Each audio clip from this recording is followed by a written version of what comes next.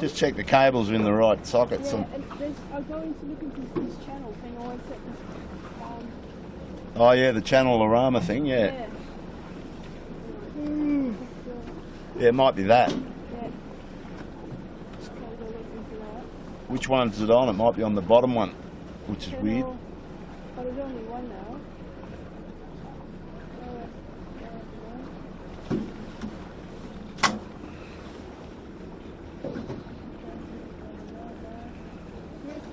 Nice and quiet though, isn't it? Harbour.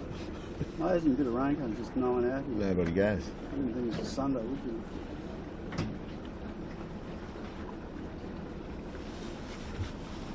It's nice at this time of year, when everyone pisses off. Yeah. There's only one channel on this one. Oh, It's that's... programmed, and I have 2 channels open, both for 18 footers. There's no choice here. Should I just turn? Oh, he's coming in too. Yeah, mate.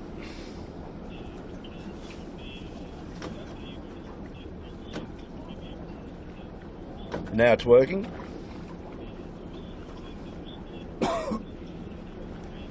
Yeah.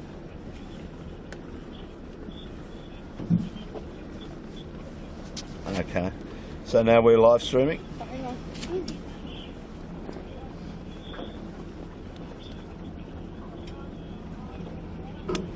Okay. Terrific. We're live. Okay. Okay.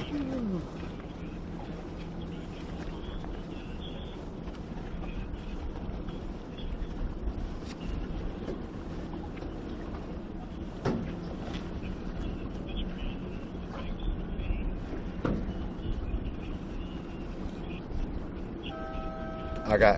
All right. It's all good? It's all good. Oh, So we'll just start up again. okay. So we're into sequence, aren't we? Yep. 5 minutes.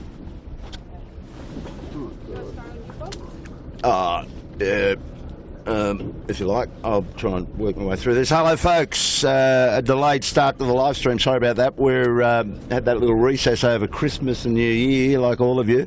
Pretty hard to come back. A bit of work, was it? Welcome aboard, mate. Happy New Year to you, buddy. Thank you. It's a very different harbour today, isn't it? It's sort of like it's a midweek, midwinter. You know, they're just places deserted, but certainly good for these guys to get the harbour to themselves. Yeah, very unremarkable looking day. It's been raining. It's still drizzling a tad. Hopefully we don't get too much more rain. But today's the first heat of the state championships, so we've got a scratch start, folks, and we're down here in Athol Bay.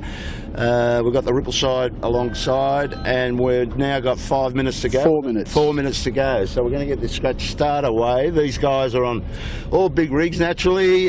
Good test for them today, leading into the JJ, which is about 5 weeks away. So this is all good for us to see who's emerging. I've always liked Mojo this year. Lee Napton, we've spoken about him earlier on in the previous races. He fell apart, funnily enough, last race if you recall the sheet. One of the pulleys blew up on the main sheet system. They had to withdraw. But the good result out of that for young Ackland Rooklyn was that he had a first up win for his first steer. I think he's retired on that. He's retired. And we should say Mika Lane got a brand new boat. Yeah, the Appliances online, new corporate logos, pirate ship, theme is gone. Herman's matured. And talking about John Winning Jr., he's subbing for Scotty Babbage on the 7 today, while Scotty's down competing in the Moth Worlds at Sorrento with an 150 boat fleet. Quite amazing. Yeah. And Alan Block, I was very keen to see how their live stream would go. They got their hands full, that's for sure. They got 2 fleets. They didn't have any wind yesterday. You probably all had a bit of a look at that because that's a hell of a contest. So hopefully they have a better day today and they get some wind, but we're stuck with what we got but it might clear up a bit. There's the clouds breaking up a bit into Rose Bay. We're on a southeast course here, and the first beat will take us straight up into the Double Bay turn mark, which will unfold pretty quickly. But no, a little bit of pressure there, mate. I'm just looking at Gotta Love It. 3 strings, just fooling around, having a look at the line. So yeah, it could be a good race, even though we've got a little bit of moisture trying to get us. Well, it's definitely going to be a day for heads out of the boat and communicating and thinking about what's going on the racetrack, because it is very funky. Pressure's up and down, breeze is shifting around. There's a massive tide on at the moment. We've got Christmas, just had a full moon, and we've got like 1.2 metre tides. So there's plenty of water rushing out of the harbour. We can see the starboat is actually pointing into the tide, 90 degrees to the breeze. So that's all tide. So the boys are once again in this kind of breeze. That I think the top players will be liking the pin. They're pretty much out in the current already.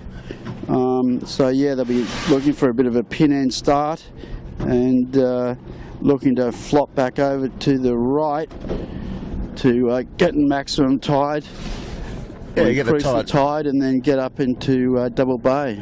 Yeah, I agree with that. And it looks like there's a bit more breeze filling in too. Just coming across Point Pie Bay, you can see a little bit more ruffle on the water.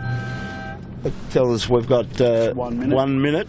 Righto, we'll turn the boat around and a shot at this. But yeah, you're right, Woz. They're all wanting a piece of that pin action. So Ashko's right down there on it. I don't think he's going to be able to do any port tack work there, you wouldn't think, but he's certainly sizing it up. He might be just happy to take some sterns.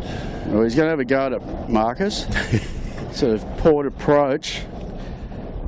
I don't think, as you said, I don't think these guys are going to let him cross, but he certainly, 30 seconds ago, port approach. Well, they're all down here. Nobody wants, except Fisher and Pakels in the middle of the line right now, so the whole fleet is right up here under Bradley's at the pin end. Yeah, I reckon 15 seconds ago, Rags. I mean, we haven't got line. Transit. No. Yeah, transit. But Rag have tacked, could be over. But yeah, once again, you know, you're fighting for a corner on the line, and it now should be the start. Oh, didn't hear anything, and I've heard no individual recalls or. So, look, we're oh look, Kitchen Maker's tacked. They're not going to cross Rags. I think Rags might let him off the hook. Fisher and Parker will not let Kitchen Maker off the hook. See where Ashko. So it's all got pretty messy. Where's the mighty Ashko? Where's Marcus? Oh, here he is. Yeah. That's cross, crash, or take the stern. Yeah, well, take everyone's sterns. They were right on the pin, looking for a port hand start, failed miserably at that. And I think Rag's gone back, mate. They've obviously given themselves an uppercut early and gone back behind the line. No, it's a general, Killer. Is it a general? Yeah. Right, well, we'll just get out of here and reset up for you, but yeah, look at Mojo, just as a test anyway. Yeah, that's they got off clean. They've got the pressure. First to get the pressure. Same with Woody on Yandu. They got a little bit of pressure. They got a bit of a right-hand slant there, and they've done very well. So the super pin didn't really work. But, yeah, you had to get a lane. Out of all of that, you had to get a lane. Absolutely. I think Mojo did get a lane.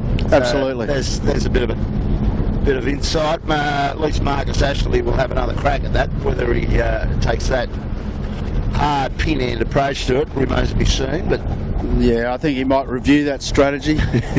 Good chance. I think James might give him a bit of an uppercut and tell him, let's just get out of here cleanly, boy. I'm losing you on this, Kilo. Yeah. I've only got one orange up. It should have an orange and a red. Yeah, I've got an orange and a red. Well, that should be cool. Do you want to turn it up a bit? I can hear you. A little bit of techo stuff going down here. I'm full volume. You can't hear me? Is that better for you? Now you've got me. No, you're breaking out. Just check your connection. Check the connection. It's in my pocket. I totally appreciate what Alan Block's going through down there with all the tribe he's got out on that media boat, his live stream boat. I've got lights. I'll just pull the. No. How's that work? Yeah, now I got you. We're good. So what do you mean by that? He's got a lot of people on the boat? Well, yeah, Alan.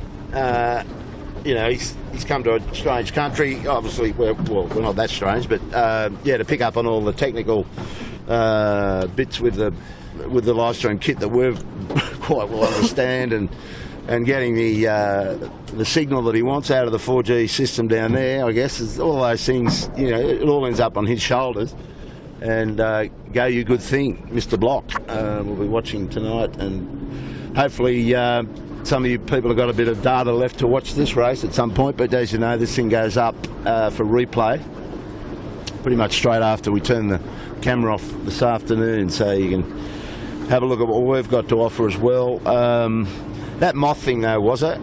There's some heavy hitting sailors lined up to try and get a piece of that, and I don't know, yesterday it just goes to show Nathan Outeridge, all the cream was pretty much there early days, but they didn't have their foiling conditions that they wanted, and watching boats just low riding, as they say, blokes that haven't got all the kit they need. I think they have, for light days, they have bigger wings on their plates, don't they? Yeah, that's, look, I haven't been following it super closely this year, but for sure, a while ago, or a year ago, Nathan and obviously the other top guys were playing around with different size foils for different conditions to create either more lift or less drag, depending on the conditions. Yeah. And a lot of them are really starting to pay attention to the aero side of things as well.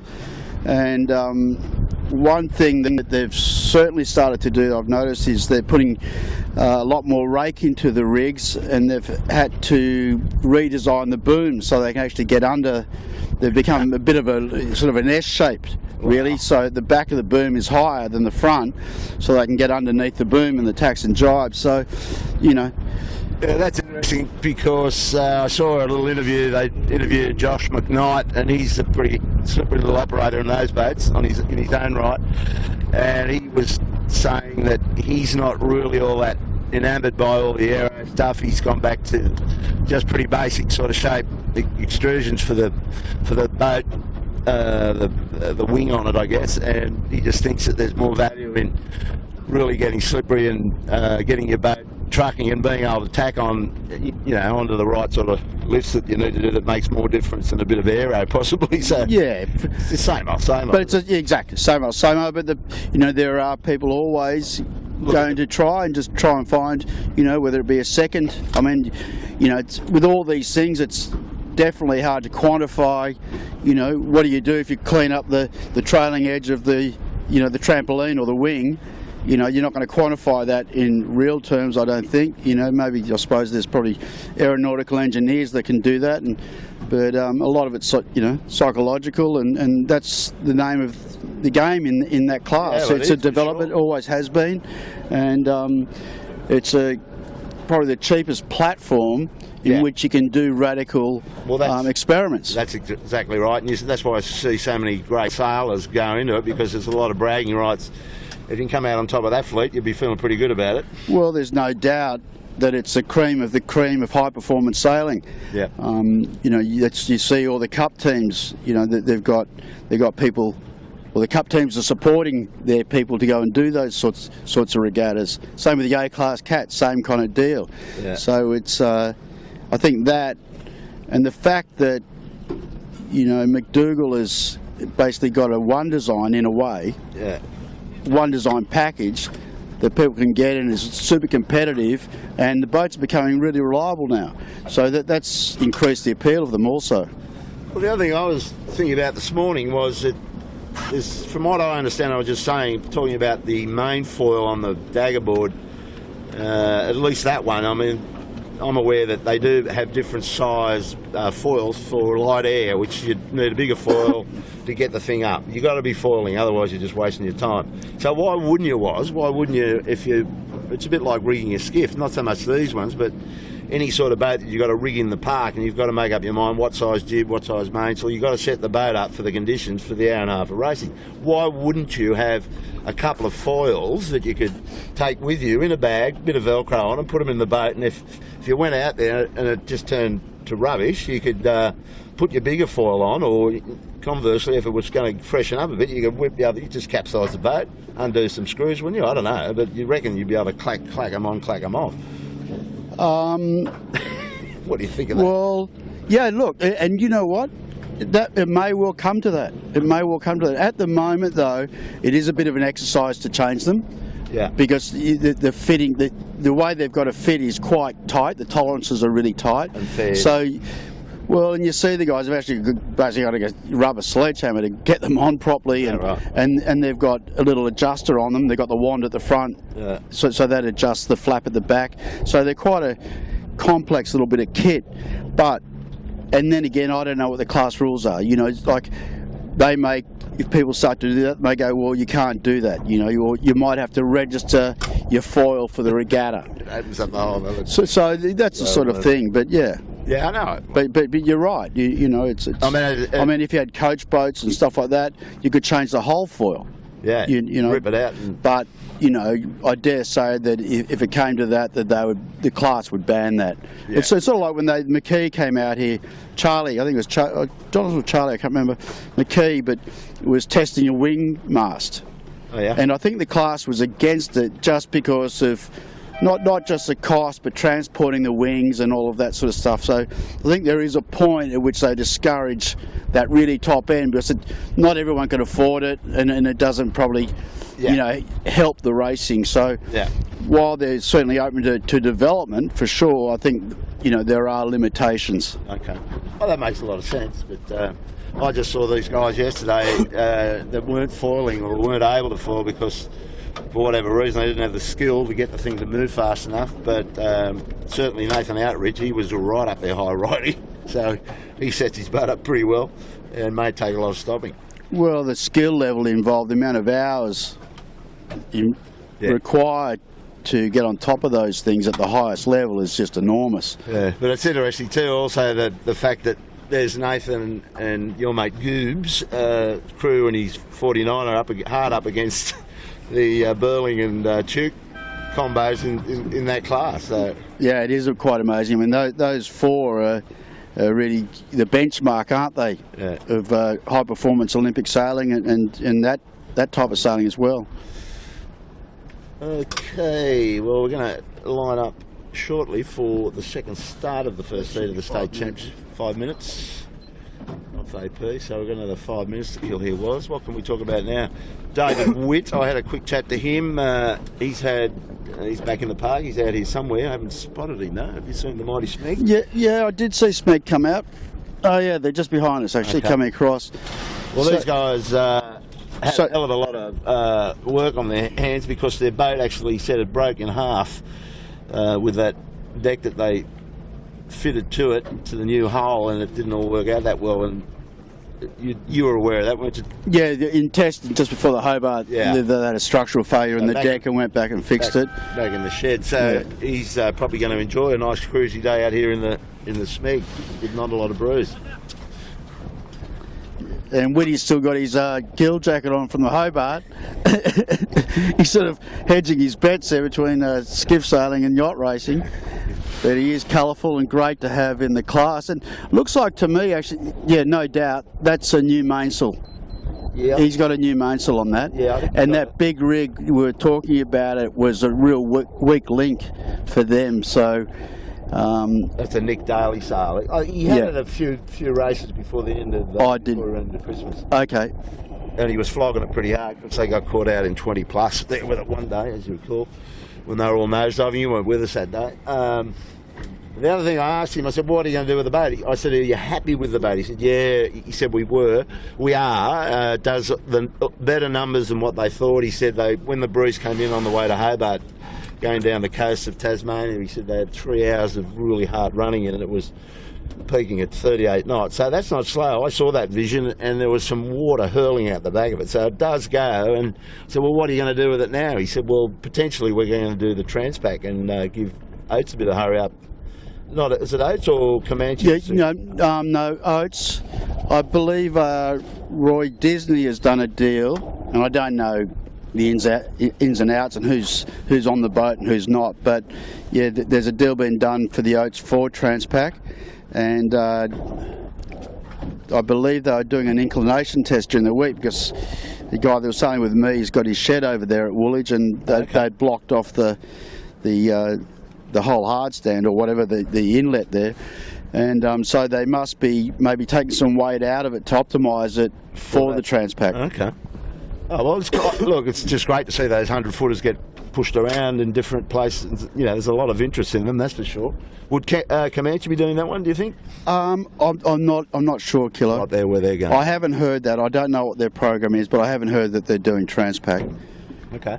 But that Rio, the one from New Zealand that's going to America, they're going. They're going, and that's a non-canting keel boat, and that's predominantly there's a trophy called the Barn Door Trophy, which is for non-powered boats. So they're looking to win that and to break the record for that. Okay. So that's like no canting keel, no electric winches. Almost Corinthian. Yeah. We're old school.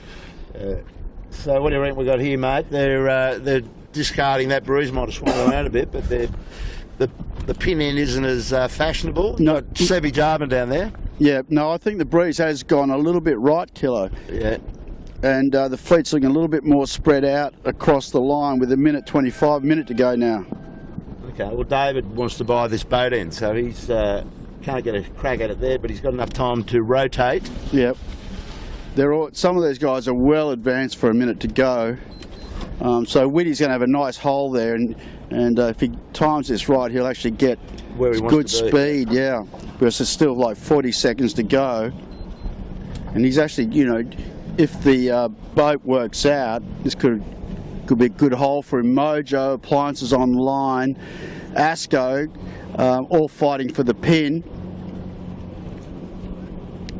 Got Yandu John winning a nice spot 2/3 of the way down the line. He's got room to put his bow down, which he's got it a bit early. 15. 7 Asco Mojo. 7 to me might be in a bit of trouble here. They're all starting to wind up. Well, Whitty's had all that to himself, and that's a good start. Yeah, 7 did do well there. They've got the another General. That's an individual, 2 horns. No, General again. Yeah, no, but the yellow and blue flags up. Right. Boy, they're really.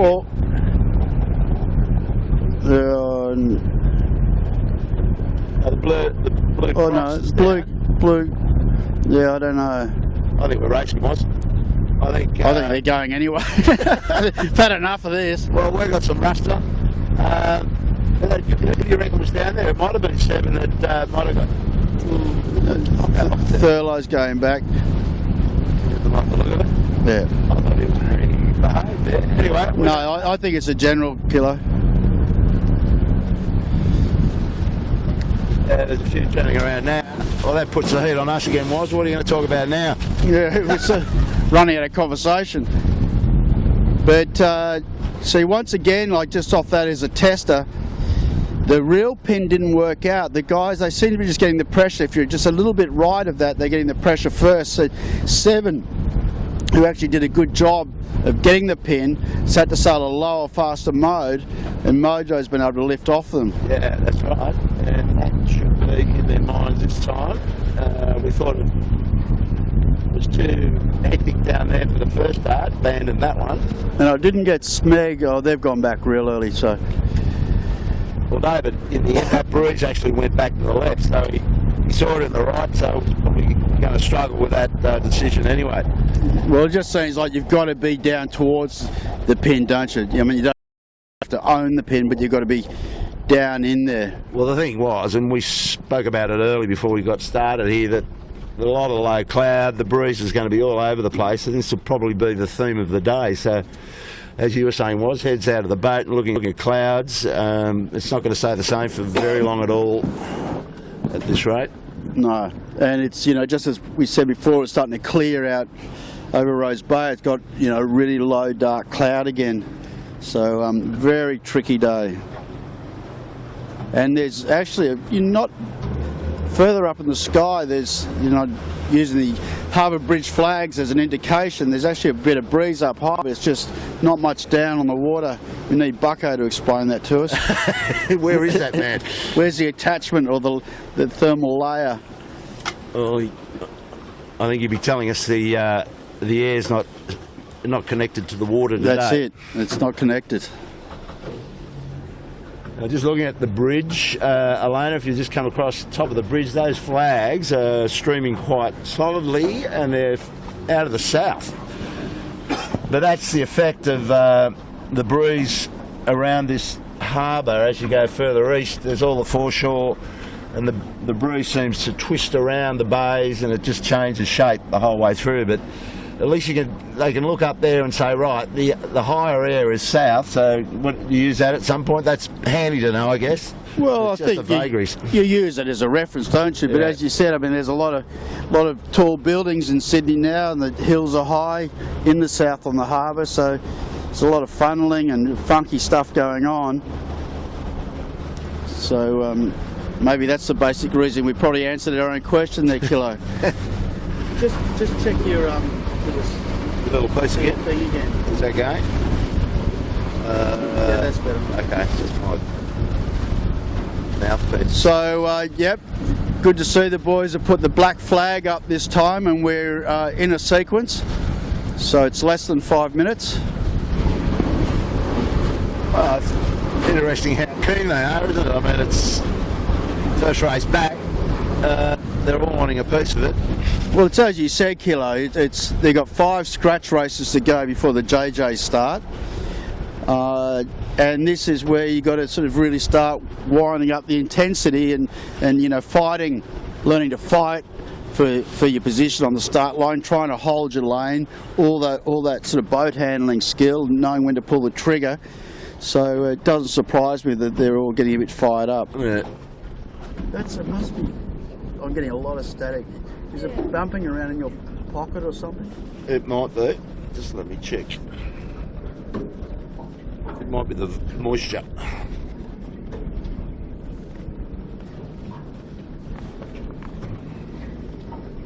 No. Have I got? No, I don't think I had torque on. I bumped it, as you do. No, I got nothing. No, you got nothing? I've got there, but staticky. Have you got anything now? No, just static. Technology. Just pulled the plug.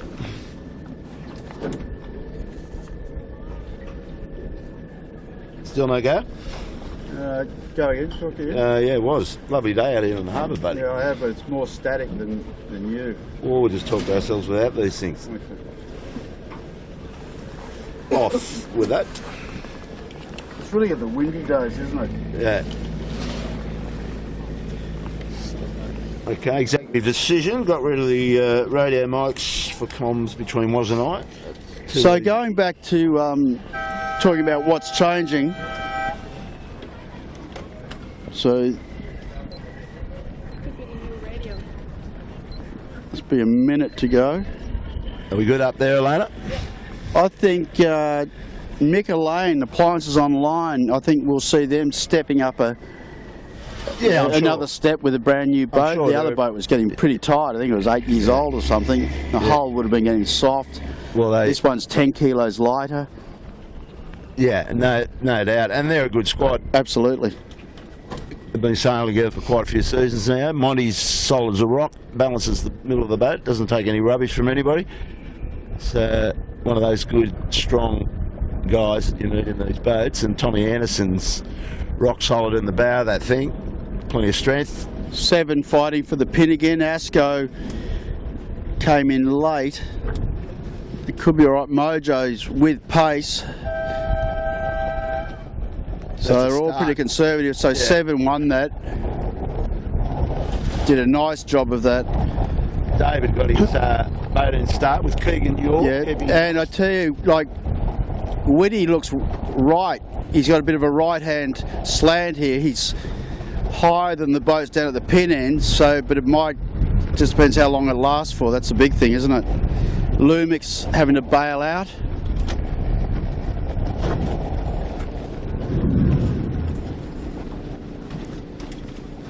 So I think there's a fair bit of bias on that line. I mean, even though Whitty was up, he's just, the others would cross easily. Look at God Lover right than there was. He's really bow up compared to these guys now. So I think there's more pressure down there. We'll just get up and they're more advanced, Kilo. You know, there's just too much bias on that. All these guys in the right are just starting to sag in.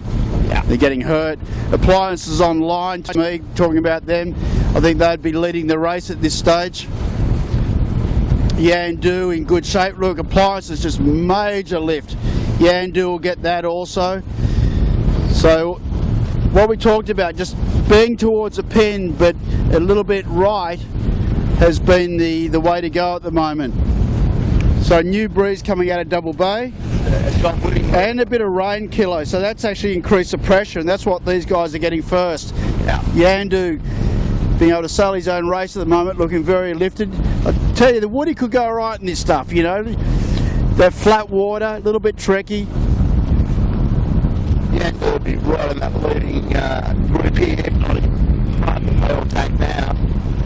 So it's probably going to be a good thing, Yandu. And nice to do there's the points online. So it's going to be a pretty tough competition today. You know, feeling there's nothing too tricky about it as far as crew work. It's more where you position your boat on this funky afternoon out here. And I tell you what's impressive is that Appliances Online is a little bit further advanced into weather of Thurlow, but Coco's just been able to hang in there, and they're now they decided to attack, get out of there.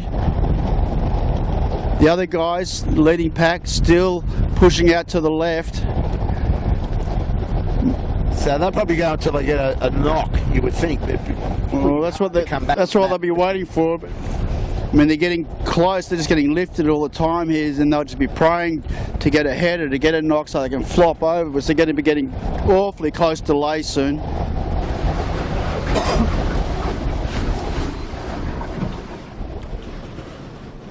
Appliances Online tacks, and about to get into some nice little bit of pressure.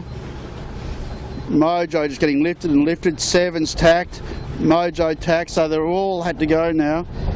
See, Appliances, Woody's actually got Appliances on starboard, so they all got lifted Woody so much they came back on a shocker. Yeah, it probably leads them right now, it was. Yeah, I think, well, we'll see. We've got a cross coming up here with Mojo. They're looking at it. So no, Mojo will cross, Seven will cross.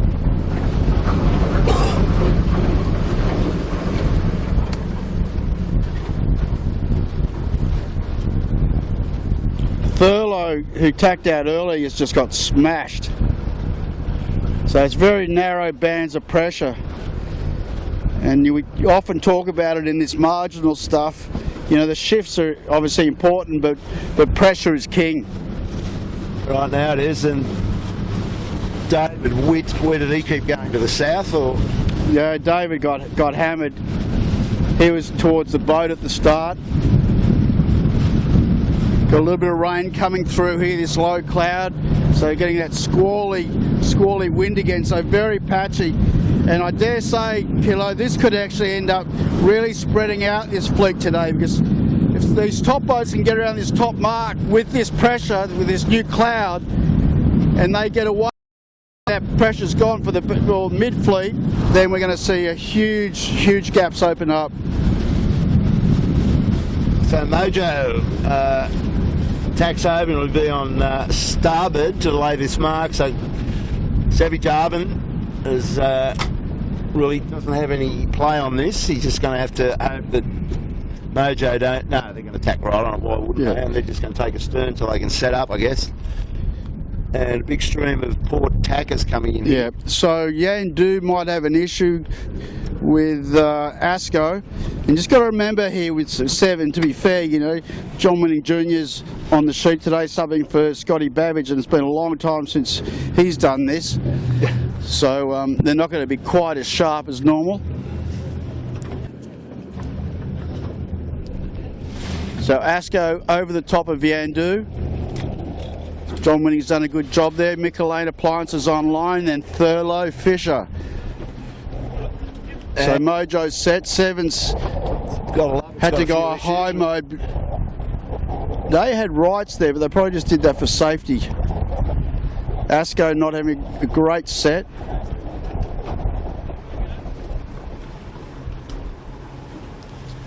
Well, they're all... Appliances have got a bit of a wine glass. It's coming out.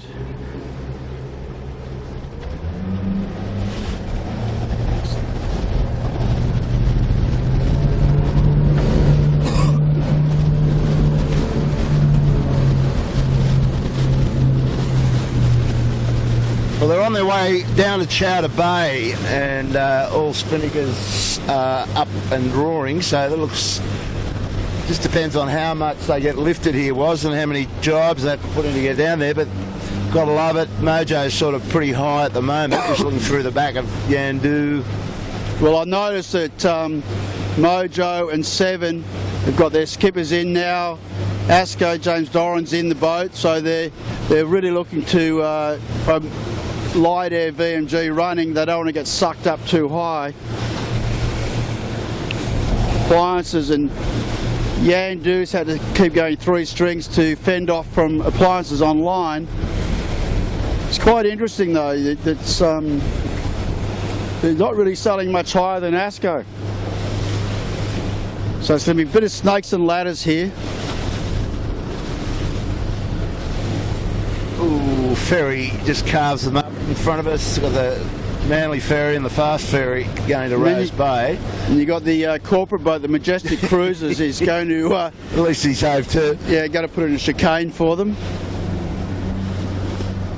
Usual affair on a Sunday afternoon, although I was just saying earlier that... And that's what we talk about. Kept all the recreational boats away, they got a place to themselves.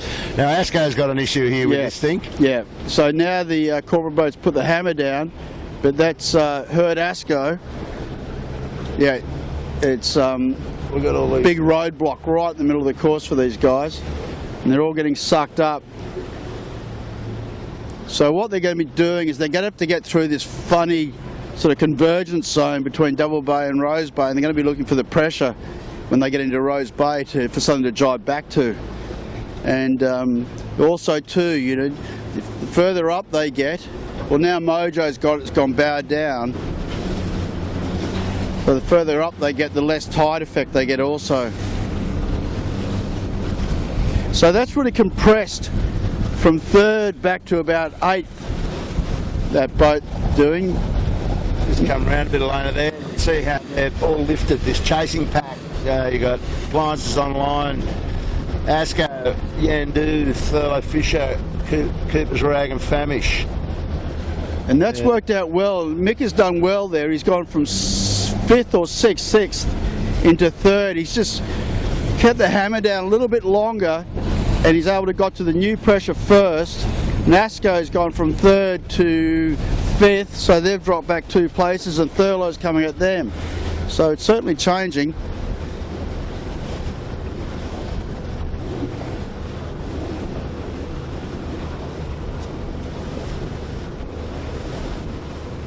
You got come around a little bit to the right alone. You got a really close tussle now.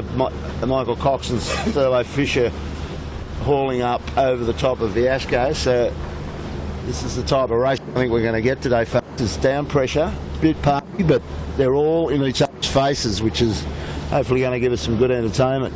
Well, the first two, because they're not really fighting each other, and they didn't have to go around that big corporate boat also, obviously, but they've extended their lead enormously. Yeah.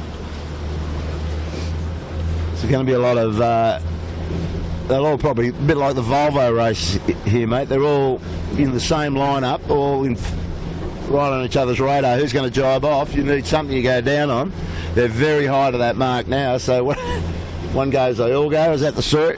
Well, yeah, I suppose so. It's but as you said, the chasing pack has got lifted up so high. They're going to be under the effect of Nielsen Park, so that's going to be really dictate when they jibe. They can't just go and sail under the big headland there.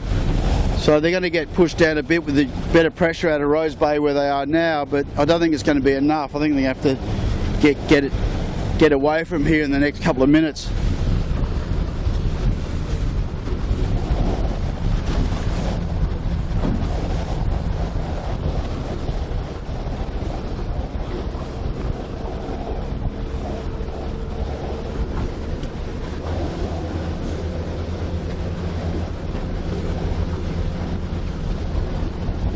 They're all still happy to straight line it, just up and down in pressure.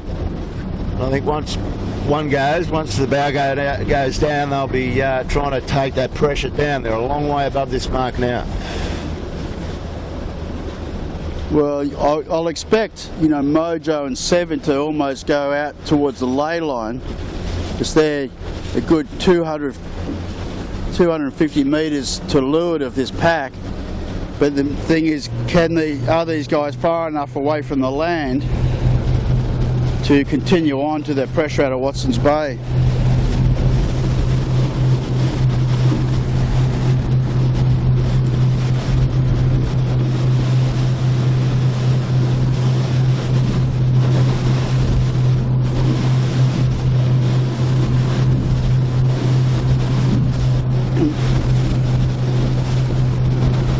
Looks like to me, Mojo, they just sent someone in then. I think they'd probably have a look at the ley line. They'll be talking about traffic. You've always got to look out for the ferries, because you don't want to be driving into the path of a ferry. I mean, that can ruin your day. Well, at least the amount of ferries gone through, because that would have carved them up. So we'll get down there to Mojo, have a look at him. I'll give God love it a bit of a flyby. They're two wiring it straight in front of us, and Mojo 2 wiring. They've got a guy in the boat as well, so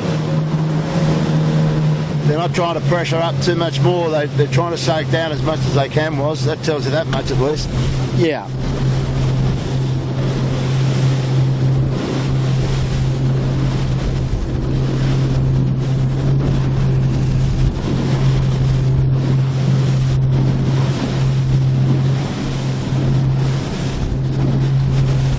Herman picked a good day to come out on 7. He's just sitting there on the inner rung, just holding onto the main sheet very casually.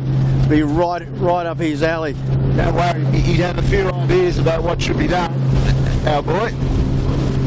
Not pretty impressed with Mojo. The rise and rise on. They've just been able to skip away. They came at that mark, what, 2 or 3 boat lengths? Well, this is their weather, and they've just come out. They've just won the 16-foot skiff nationals. I mean, they're sailing all the time as a team, and we know they're smart operators, and they're going in for their jibe now.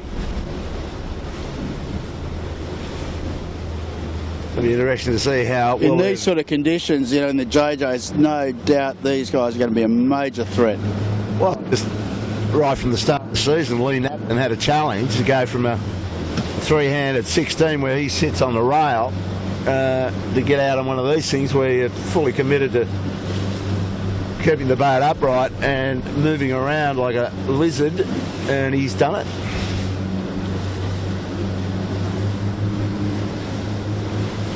Mike McKenzie, Ricky Bridge, great outfit, these guys. They were the they were the crew for Nico, and boy, hasn't he got some work on his plate right now, talking about something to talk about. Yeah, he's got a busy year. Hey?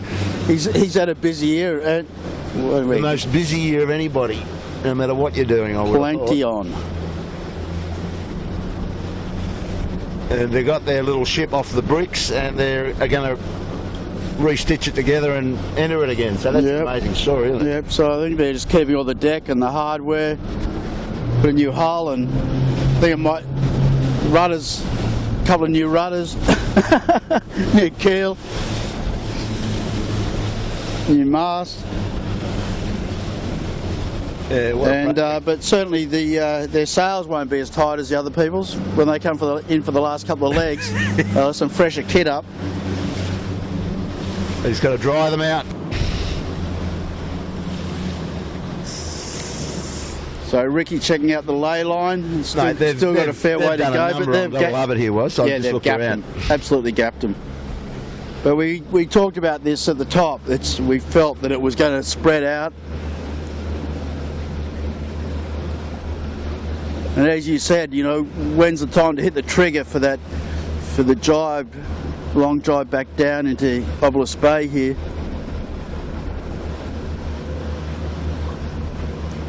And I think even the mid-fleet started to break up a little bit. So Mojo getting very close to ley. They'll be driving through pretty big angles in this stuff. Just having a look. And they're going for it now.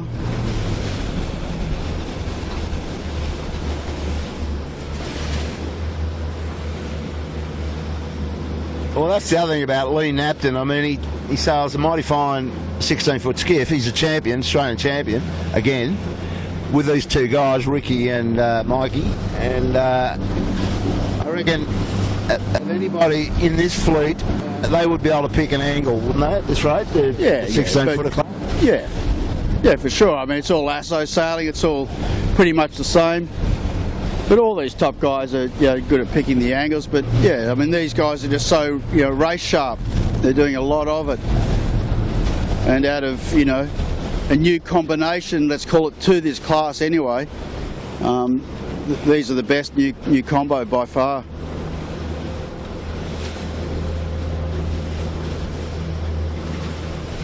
Ooh.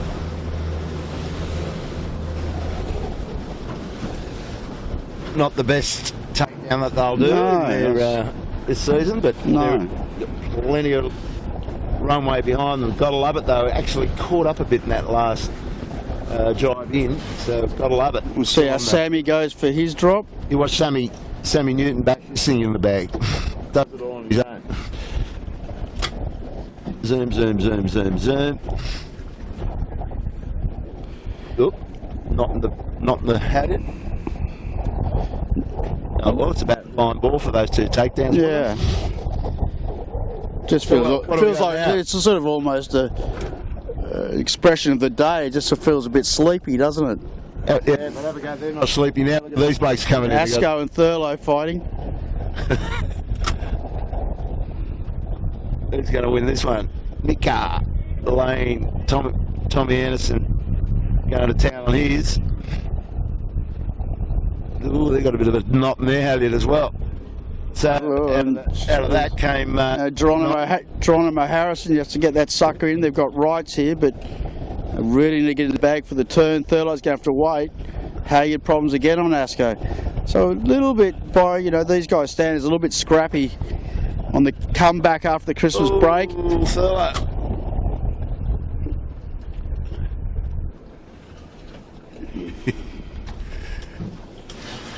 Cocko thought he could do some disappearing to leeward there. Didn't get the crew on the rail for it though. So, Pilsner, the Reagan family 62, and what's that? That's 3rd, 4th, 5th, 6th, 7th right now. But a good battle though, isn't it? It is Third back to 7th. Lumix, Jono Whitty, welcome back to the fleet, Jono. He's obviously foot's in better shape now. We've got some interest. Here we go. So nice Lumix coming up has to drive at the same time and get that down. Smeg leaving it late. Matty Walk in charge of that one.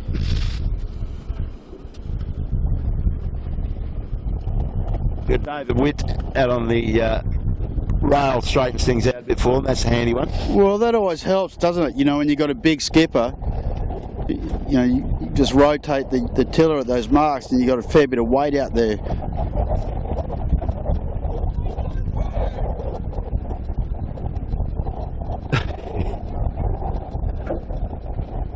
So, Nick Daly having a bit of a spray at the boys on Compass, I think. Was that Mr. Daly? Yeah. So I don't think there's a lot of options up this beat. See, Rags, so you've got to remember there's a lot of tide going out, so you can tack early and maybe get out a bit of a tide for a while, but you have to cross it at some stage. There's a bit of a discussion going on. Yeah, Nick's still blowing up. Yeah, he's still not happy, Jan. Yeah. The good thing about this beat up here, Warwick, they all can have a nice clear lane. There's plenty of harbour there to get a lane, so you shouldn't be sitting underneath anybody if you want to buy some real estate. There's plenty there for sale. Yeah. Rob Thornton taking that. So you can see Mojo now, they're crossing that tide, they're heading over to the eastern side.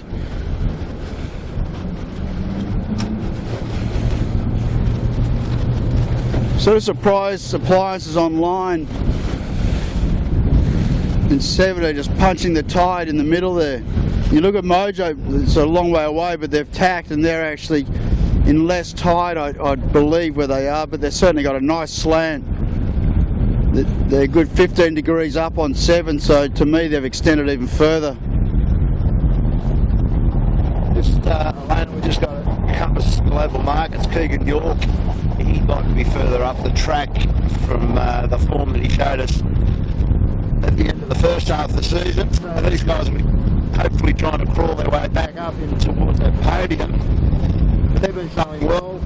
Wasn't you been watching these guys this year? Yeah, I mean, just when I've been out with you, when they're improving all the time.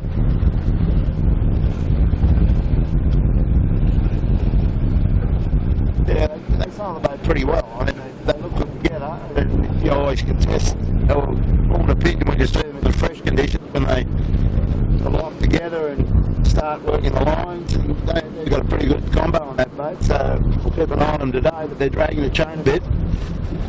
They're back down here in about 12th position right now.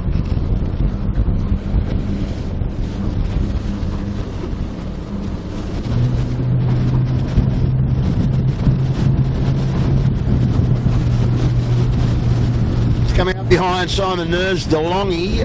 He's got Kieran back in the bow and Grant Rollerson back on the sheet today.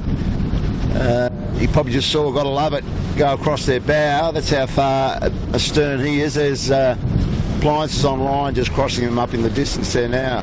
So they've got a bit of catching up to do as the mighty DeLonghi, but going along just fine and dandy at the moment. Get up front and find out what the podium is shaping up like. Right now, I think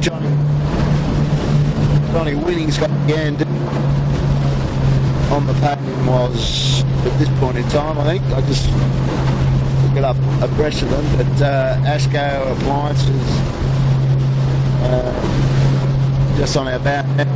Famish coming back in. Yeah, Johnny Winning, Noddy Hay and Jimmy Beck have got the Yandu having a real go at this today. Nice bit of hand down that front and getting around that bottom mark, shoot off, and they've found a lane and they're going just fine.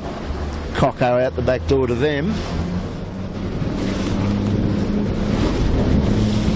It'll be Davey O'Connor on the sheet, and I think it's Gill got in the bow today. Bloke with no shirt on, could have come out of the Grand Prix, was this bloke? I don't know who he is. No, not Gill. I can't hear anything you're saying. Try that again.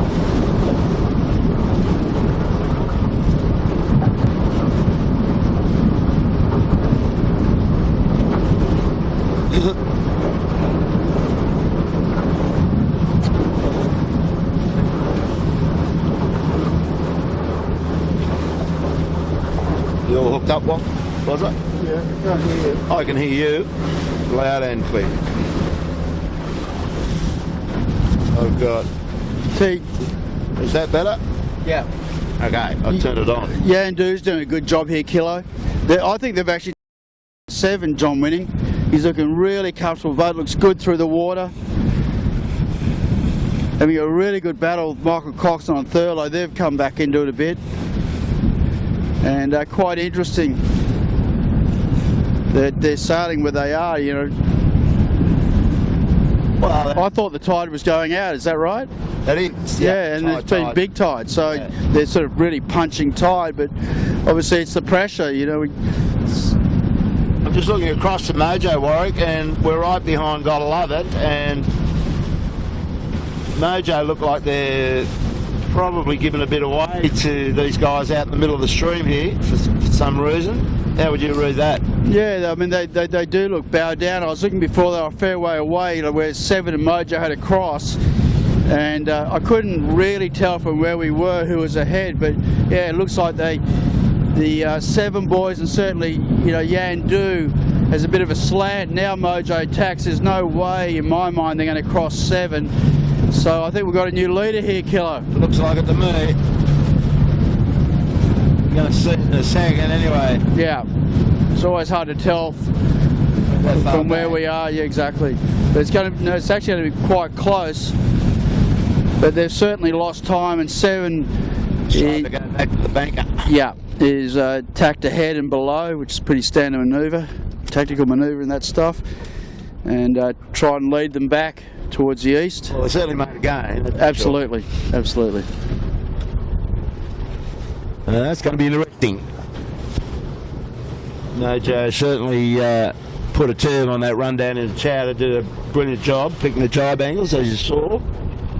Boat handling perfect, and now we've got Herman winning, firing up the dream team in the absence of Scotty Babbage, who'll be down there in sailing his little 7 Moth as we speak, was down there, and he's one of the hotties. He'll make a good account of himself by the time they tally up all the points. Absolutely. I mean, the poor guy, I think he's finished second 4 or 5 times or something in the worlds, or has just missed out. Yeah. Garda, that's a few years ago, he was red hot, looking like he's going to win that. I think that Josh McKnight came out of the cloud, showed a lot of pace right at the end, got him. Yeah, that's right. So they're actually starting to get good breeze again as we head into Rose Bay.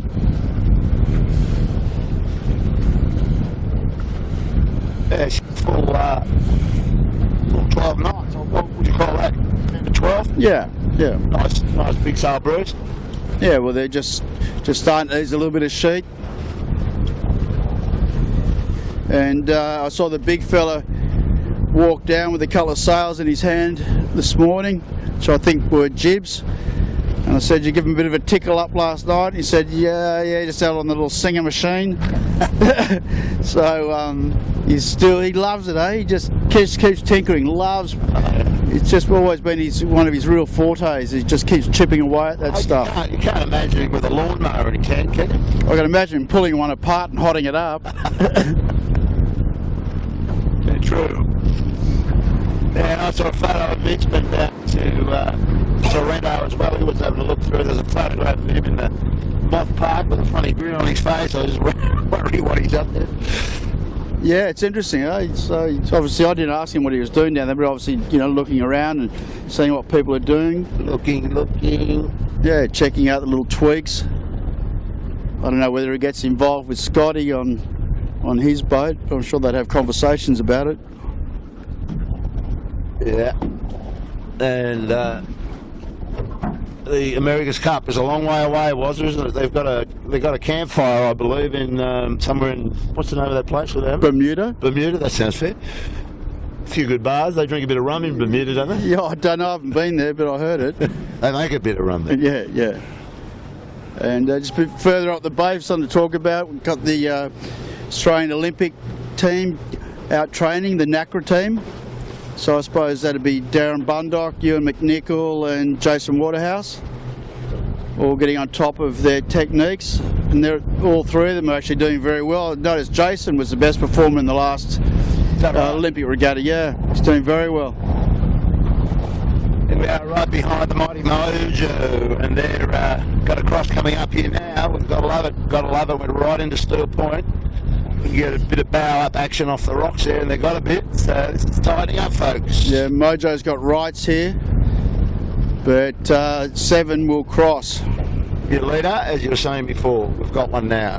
Big red 7 moves into the lead, but this is not over by a long shot. A lot of time to go in this race for Heat 1 of the New South Wales Championships on the 11th of January 2015. So yeah, the clouds are busting up a bit in Rose Bay. There was, so this breeze might come into us a bit, get a bit more downwind action. Yeah, it seems to kick a little bit when you get that light sprinkle of rain in the grey clouds.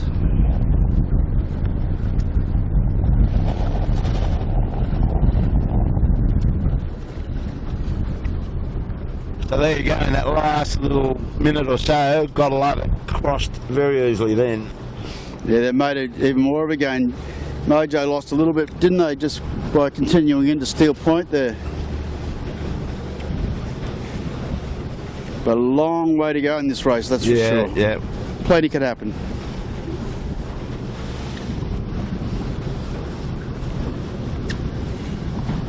tell you who's come back into this chasing pack is Jack McCarthy's Cooper's 62 Rag and Famish was. Yeah.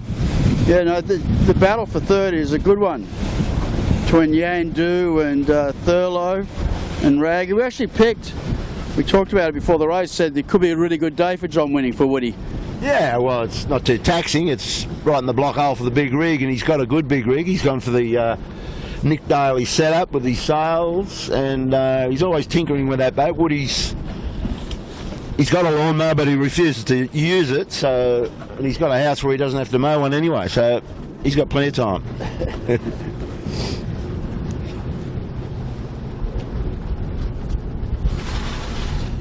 So it looks like Seven's just right in phase with this pressure, which they've just made a little bit more of a gain then as well.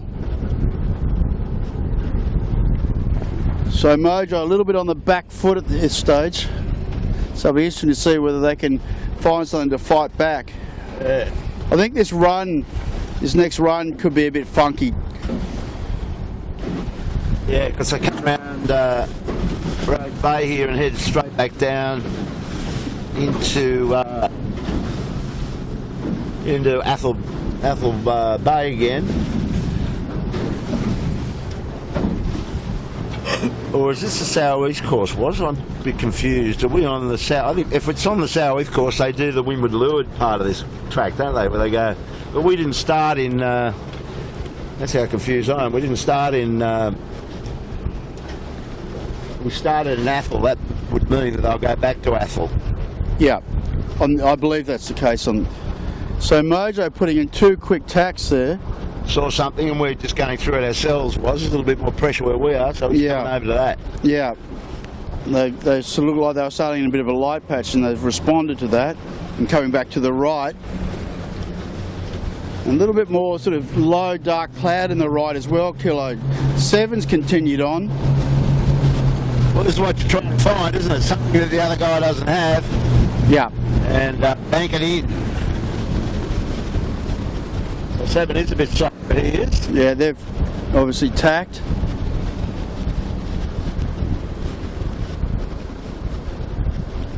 Now they've got, now they're fully powered up again. Very, very puffy conditions.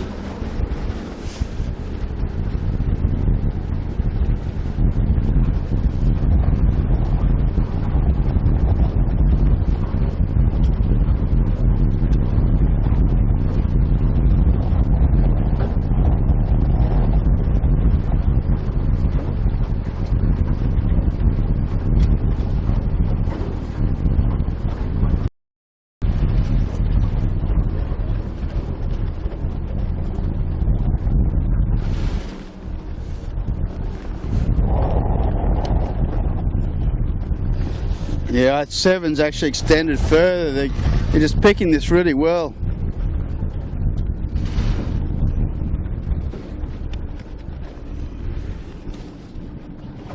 So we really need Lee and the boys to find something here to get back in to make this interesting. We don't want this to just all spread out, do we? We do not. But I'll tell you what, there's always a mad dash for cash for the second and third on the podium, and we're sort of used to seeing 7 find get a sniff of, as you say, getting their phases right, and they haven't got the Mark Healy calls him the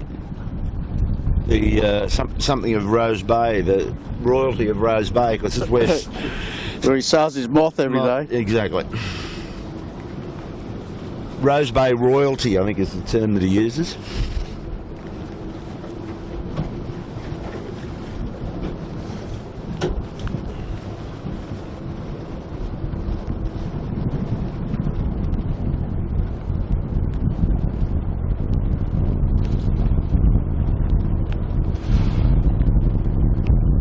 So 7 taps, and this is the turn mark where he's got these 2 slow cruisers. Ooh, and he's going to tack right in front of him. That's handy. Oh, this will be good. What are we doing here, boys? Stalling and just chopping off 7's high mode now for Sevi. Doesn't want to put the wing bar on his. Oh man. That could have been game over. Sammy, big smile on his face. Anyway, I was impressed no one got abused. They must have their corporate heads on. Ah, very good call, was it? Okay, next boat in here is Mojo. We've just got to give him a bit of space. The Saletti is... And Saletti coming back to dump one on the Mojo. Well, and up. See if we can hurt him off a bit.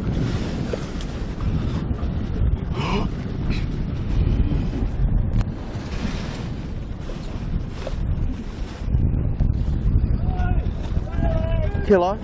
You got it. Select. We found him. I didn't realise I was in his way. What would that mean? Is that a 6 cut? Ah, it'll be alright. Okay, you can see the breeze gone to the south here, no shoots. Yeah. Mojo's decided to go low to the wharf on Shark Island. Ooh, bit of a dump there. Still no shoot on Club, love it. And a bit of a tea bag from Mojo, so there's up and down, isn't it? It's just keeping your eyes out of the boat, and which those guys obviously do. They just got caught out. But yeah, that's Seven's just streaking away. There's the gap that we're worried about. So still the real battle is for third, isn't it? And John Winning's still holding on for third behind us, but they're going to have to wait a long time to pull the trigger on these shoots, aren't they? Yeah. Woody's got the same problem, so this breeze has gone to the south quite a bit on this particular run, and they probably won't set until something changes up off Bradley's, I suppose. It marks, although that marks pretty much in a straight line to where they're travelling now, isn't it? It's on there. Well, they'll have, I think it's a bit further down, but this is where it can become a bit processional, can't it? Which it just doesn't open up any opportunities. It's the sort of day we're dealing with, folks. So come round Alona, there's third place on the podium right now. The Master. Yeah. Jimmy Beck's in the bow, and Noddy's on the sheet. We've got Michael Coxon coming up rather far. Hang on, go around behind you. Elaine, got a hot race developing between two good mates, Jackie McCartney on the rag, and they'll give it plenty down here. Rag's opted for the low road. Michael Coxon's wanting the high lane, and he's got the ferry to contend with, so all sorts of problems here. Yeah, the ferry's going. Well, Cocko's seen the ferry's going to go over the top, and I think Jack's going to have to do the same. I mean, they can't go under it, so the ferry's put the hammer down and turn right. So that's probably, it hasn't actually changed the positions that much. But I think one guy that's got an advantage and a bit out of that was Yandu on John Winning, is able to sail a little bit lower mode.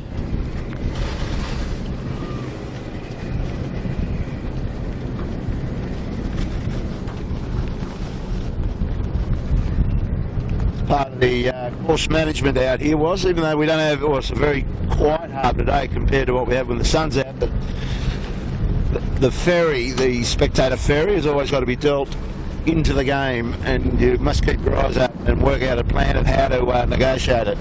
Absolutely.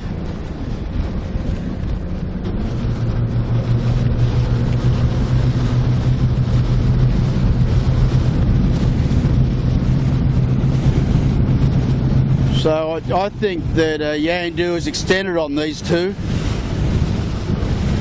Well, these guys, if anybody gets a shoot on it, should be these blokes, because they're way higher than Yandu. But then Michael, with two sails, has got his bow down in the puff, so it's just going to be marginal run, isn't it? Yeah, and also looking right ahead, Seven and Mojo have got more breeze. There's a Bill's coming out of Double Bay down towards Athol there, and they're bow down as well. So it's, as you said before, it's ended up just a straight two-sail reach. That's how far the breeze has gone right.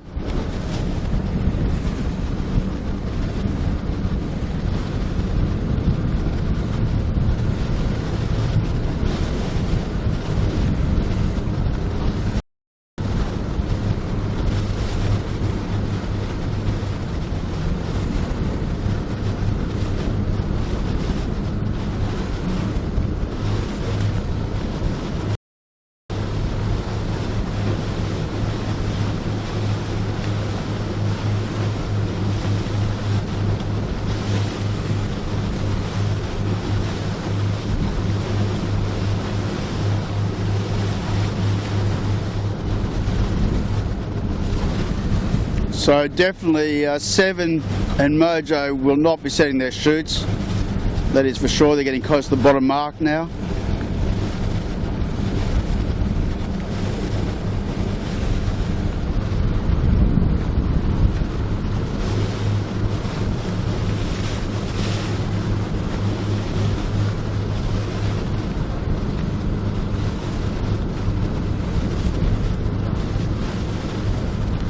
A bit more puff now. You can see the guys just starting to ease some gear at it. So it's gone to the, Warwick was saying, it's gone round to the south and freshened a tad. So 2 sails is all you get with that direction. There it is. And I think Seven is probably, in my mind, maybe edged out a little bit on Mojo on that reach. So I don't think we're going to see much change possibly till the next run, Kilo. If you get a little bit funky, perhaps, you know, down Rose Bay in that area there, you may see things chop up a little bit, but interesting to see what Mojo does. Do they really split and try something different to Seven? Oh, he's trying it up. He's gone further to the south this time. Yeah. Hoping that breeze will stay in the south and give him an advantage. Sevy's gone back to the east, as you can see. Good close rounding coming up between Rag and well, Cocko's probably in the right position to get there. Rag's going to struggle a little bit to get down. They're going to be very slow. Yeah. It's going to hurt them. Even Yandu is hurting a little bit at the moment. Notice they got a lot of vang off on the Rag,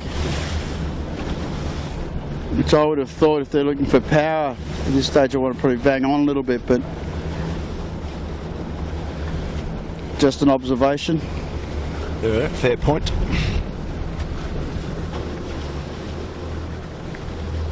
So Yandu lost a little bit in that last little sector, then gone soft, and Thurlow's actually come back into them. So the race for the podium, third place is between these three. Yeah, and it's a close one, Kilo. It is, it is. It's a good looking race. Now Mojo's tacked, they're in good pressure. Thurlow electing to do the same thing, punch out to the right a little bit. They'll all be looking upwind and seeing the relatives of what Mojo and Seven have done. Well, that route's caved in now. They're just gone. So, yeah, I was just going to say that little pack they were sailing in, it just evaporated in front of me. You can see the water's quite softened out. So, time to get out. Yeah. And as you said that, actually, a little bit further up the track, Mojo just got a fairly big headbutt as well. And Seven, just like off the start, it's just continued to lift as they've gone further out to the east. The rich are getting richer, what's up? Yeah, it starts looking that way a bit, Kilo.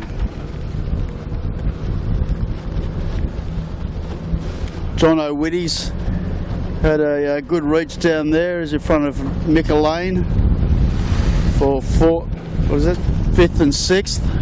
Mick Lane's just gone round behind us. Yeah. Oh, sorry. So the Lumix. Oh, sorry. I didn't see that. Well done. There we go. You good thing, Lumix. We paid that one. Yep.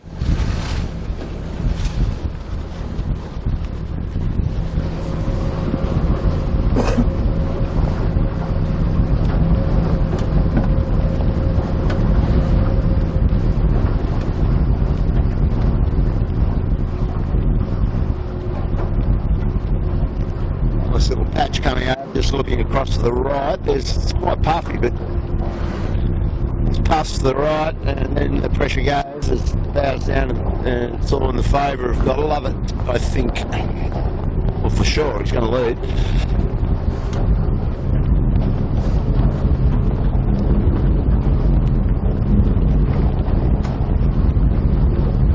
You see the bow going up on Thurlow. Just, I guess those little twitches of, hang on. Damage got a problem with a cruise boat, the Condor. I want to get it out of there, buddy. So in about a minute's time we're going to see Mojo's quite up in the right. They got a bit of a cheer on from the corporate boats. I think there could be some exotic ladies on that boat, was. I think that's just a bucks party. And Reagan family gave them a cheer because it's a brand of beer. Yeah, I didn't pick up on that. They love their Coopers, huh? Yeah. We got up the top mark and just see now, if you come around the front, we'll only got a big cruise boat going between. Gotta love it, and Mojo gets up there, plane starting coming in.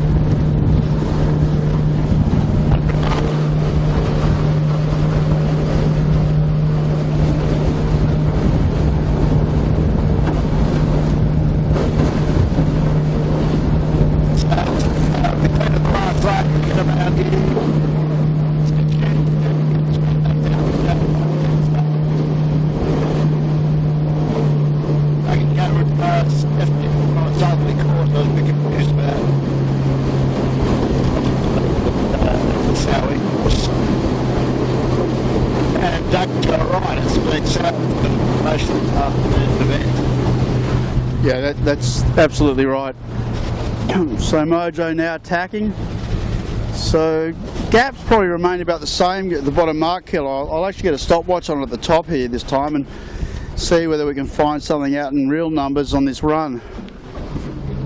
Yeah, but there's no shortage of skill and daring and pace out of the Mojo, so this battle will continue. This race ain't over by a long shot, methinks. Well, that all came back, wasn't it, when Mojo, they sort of first to go to the east on the beat, then they came back and they went up the western shore, and Seven was just inside them. That's where we saw the lead change. So got to love it, Sevens. Just nice high mode here. He's going to get there. He'll give it a pretty good shake at the death. You're allowed to hit the mark, but you can't take it with you. I don't think you even touched it. Spun it around. Just a tiller extension. So what happens if they actually drag the mark away with them? Well, then you got to re-round it, and you're probably copping uppercut from the. Yeah, you can't move the mark. Definitely you're not allowed to reposition it. You can't bump into it. Style, buddy. That's the way to go. I like that rule. Anything to keep you out of a protest room is good in my mind. Dead right. So around comes Mojo, hot pursuit of the big red 7. Smoke that white shoot up, and we'll just sit tight here, let them go, and just work out. It's a very close race developing for third here. Johnny Winning is on our starboard bow. I actually forgot to hit the stopwatch there, Killer. I was watching the boats, but it was about 40, 35 seconds. Yeah, I think we can remember that distance. But 7's looking pretty famous again. Good race here, though, was the Thurlow Reagan family Shandu battle. Yeah. And I tell you who's done well. I think Panasonic's actually closed up. Oh, he has, big time. We didn't even see him turn. Well, yeah, going around the chowder mark, he was back in about 8th position, from what I can recall. He came in. Remember, he was on port, and they were all screaming. And yeah, and also too at the bottom mark just then, at the end of that 2-sail reach, they've extended a long way on appliances online. They're only a few boat lengths ahead of appliances, and now they've streaked them. And definitely Thurlow has closed the gap on Yandu, and Yandu has to do it awkward tack and bear away. Slow speed. So they'll close up even more. So these guys are back to where they were really after the first beat. But Asco, who was there with them, has just been spat out the back door. Actually, what? Yandu, good set. Thurlow's, that's interesting, they're waiting. Thurlow's waiting to set. So Coco's decided to go a little bit further. Now he goes for the set. Yandu will come round their bow. That was a good set on Thurlow. It was. And a good set on Rags also. Now Panasonic, John O'Witty back in the helm after a time out through injury.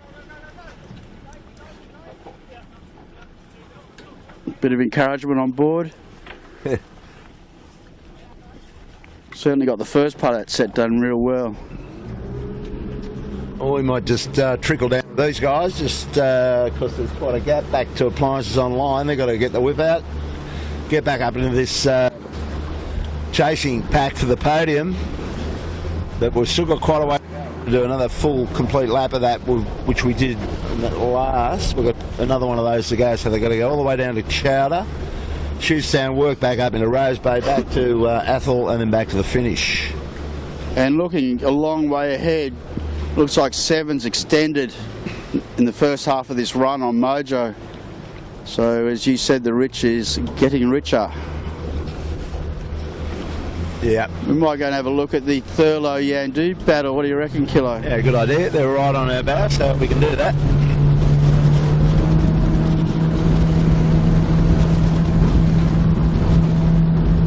So that's about the third. You got Yandu,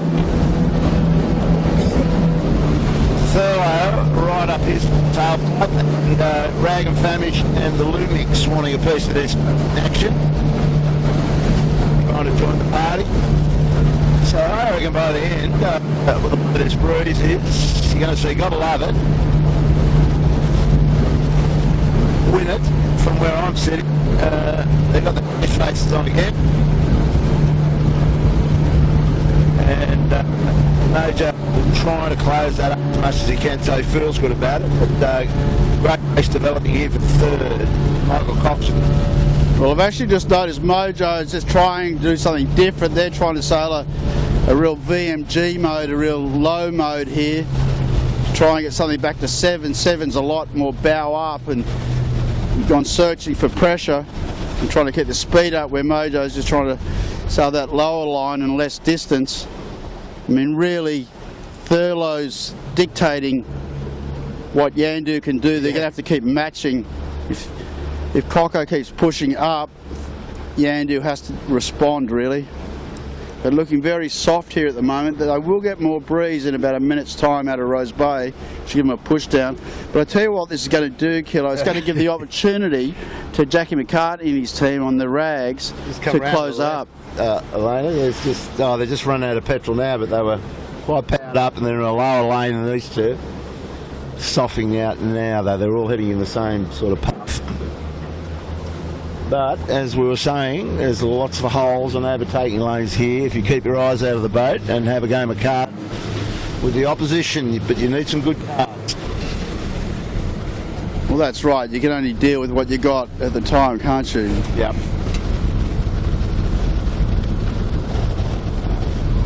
So, Johnny Winning seen off the challenge from Thurlow. He's probably put a bit on him out of that. Just in the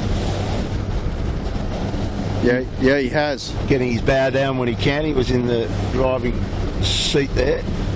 Interesting though, Kilo, the same thing has happened as on the first run, where the leaders were able to get better pressure and push down, get further to the western shore, where the boats behind have all been sucked up a little bit higher, so they're going to have to travel more distance. Yeah, they're battling each other. Now Yandu starts to get the pressure out of Rose Bay and gets the bow down a little bit.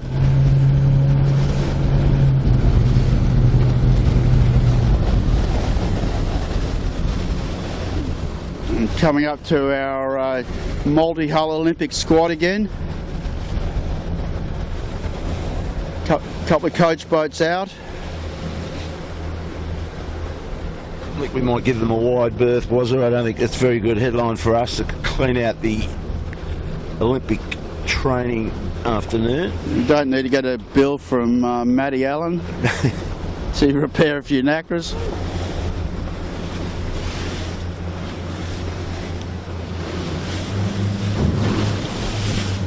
Yeah, well, Mojo's plan now is he's changed his mind on that bow down mode. He's been dragged up to 7's line. Yeah, well, you just can't sail too slow, can you? I mean, there's an optimum angle for any amount of breeze, and that's it. It's one of those days. As you say, Roger, you can only sail in what you've got. And try and make your decisions based on what's in front of you. And this is pretty much one directional track up to a point where we've got a big jibe angle. AJ did a pretty good job of that last time down here. He probably had that much blue so been reversed a bit, obviously. Red sail in front of the white sail. And really, Kilo, you know, it's pretty much here with this, you know, they're pretty much almost going to go to the ley line, I think. Same as. Yeah. So as you said, there's just not a lot of options open to these guys.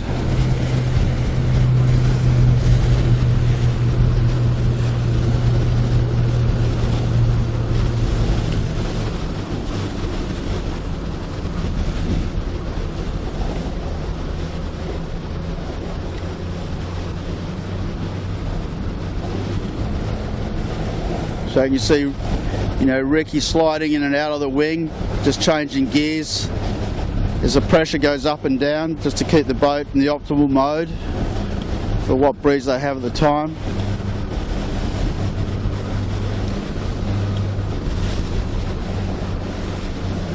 I'll be going, come on God, just give us one big bullet, a private bullet. Well, it's interesting, isn't it? Down here, this part of the harbour, the breeze is out of the eastern side of the course, and when we're down in Athol Bay heading towards the bottom mark, it was right into the south, so that's what you face in these sort of conditions. If it's not fresh from any one direction, you just get a different direction as you sail into the course, and right now we're lifted into the east.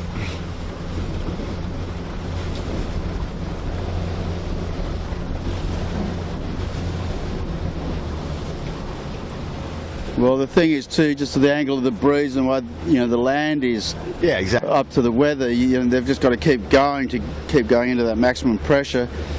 7 gyves, which will be just about, won't be on lay, but won't be, you know, that far off it.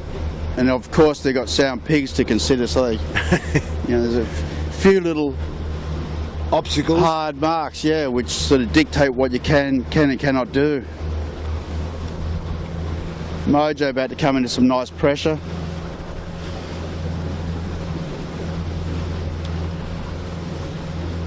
Well, if you come round alone to your left, the pressure obviously suited the chase pack to jibe off earlier, so pick up Yandu with a red and blue chute, fellow fisher and Rag and Famish all hightailing it to get down low while they can, so it'll be interesting to see how that pans out. But they seem to be going down there with pretty good pressure, more so than what these guys in front of us have got. Yeah, no, I totally agree. You know, they're lower and faster. Yep. Than the lead two.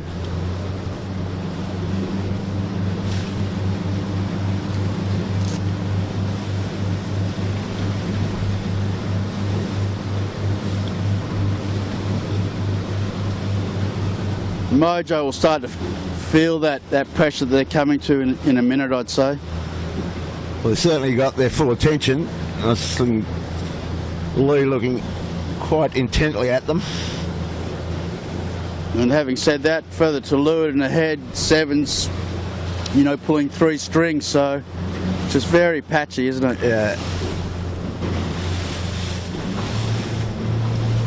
We'll get down there and do the rounding. We've got to love it. Watch slamming Sammy Newton put that chute to bed. See if he does it better than his last attempt down here. I think he had a little bit of a jam.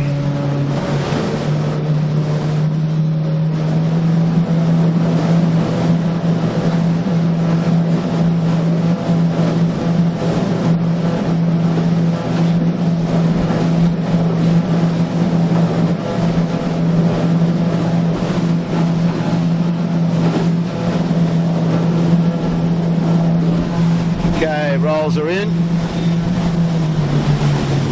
30 metres to run. Down comes the chute.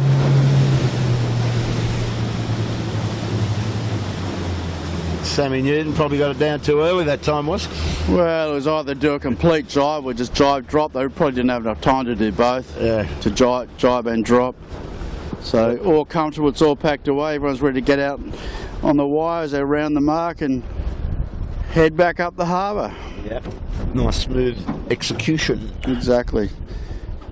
And as you were saying before, it looks like to me that Yandu is closed up on Mojo a bit. And he's got it right away from Thurlow. Absolutely. And you know, that's and Rag. So big mover. yeah, they've had a really good run.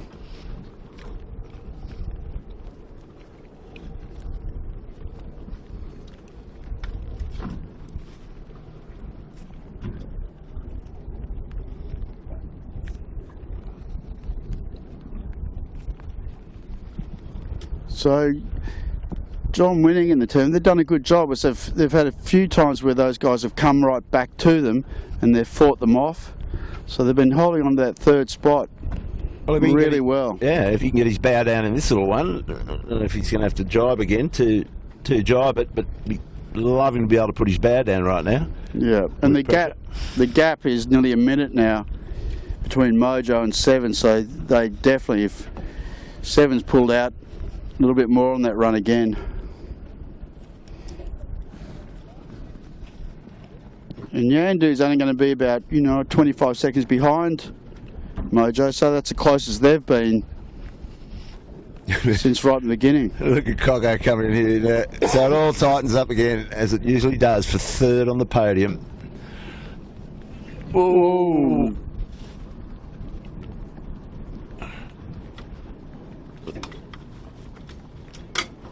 Look at a big... Yeah, so 30 seconds from Mojo to Woody. Yeah. Yandu. Another, 15 odd seconds back to Thurlow, and Cooper's right back with Thurlow again. So it's just amazing. It only takes, like a minute of pressure, increase the pressure for a minute, and it just brings everyone back. Right on each other's faces, yeah.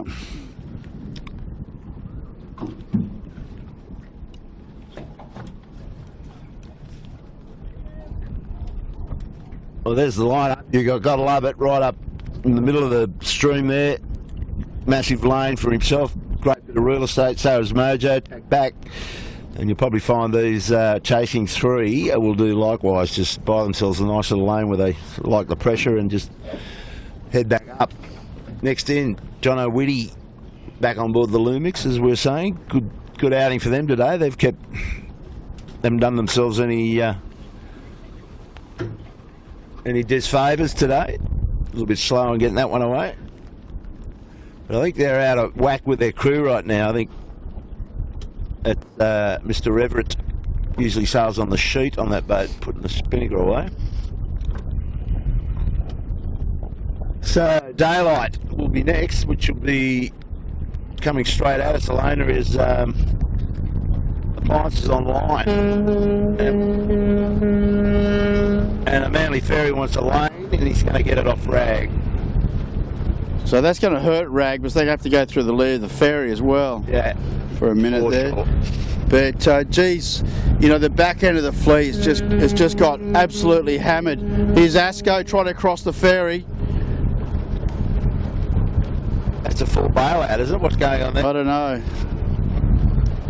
All looks pretty ordinary.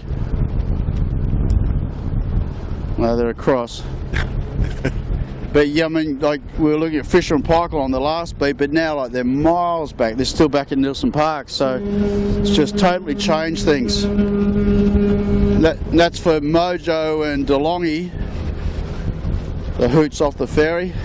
Mojo would be desperate to cross the bow of that. Absolutely. Right. And they've got another fast cat coming down out of the top of Skelda.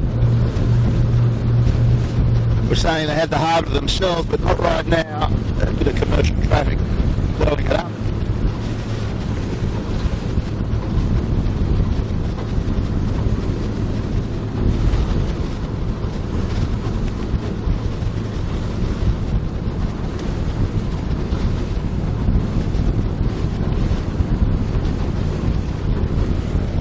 Ooh, and Seven, just watch that in the distance. Seven's had a shocking tack. But now they're recovered, but they too will really want to try and get in front of this ferry, which I think they will quite comfortably actually.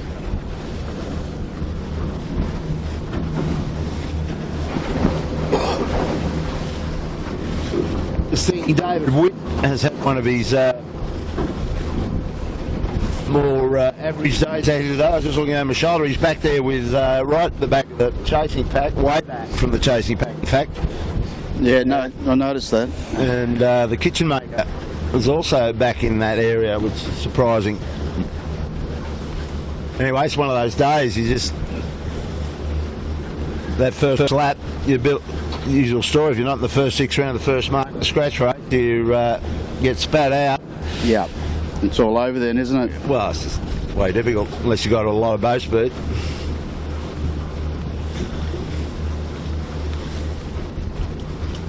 So I think we've actually got a really nice battle developing here between Yan Du and Mojo. That's the way it's shaping up for sure.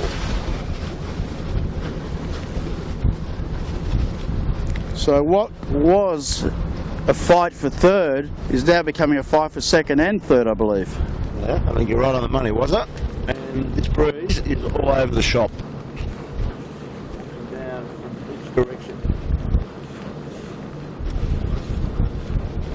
Savvy's taking on the wedding cake. I don't know, that's a good idea.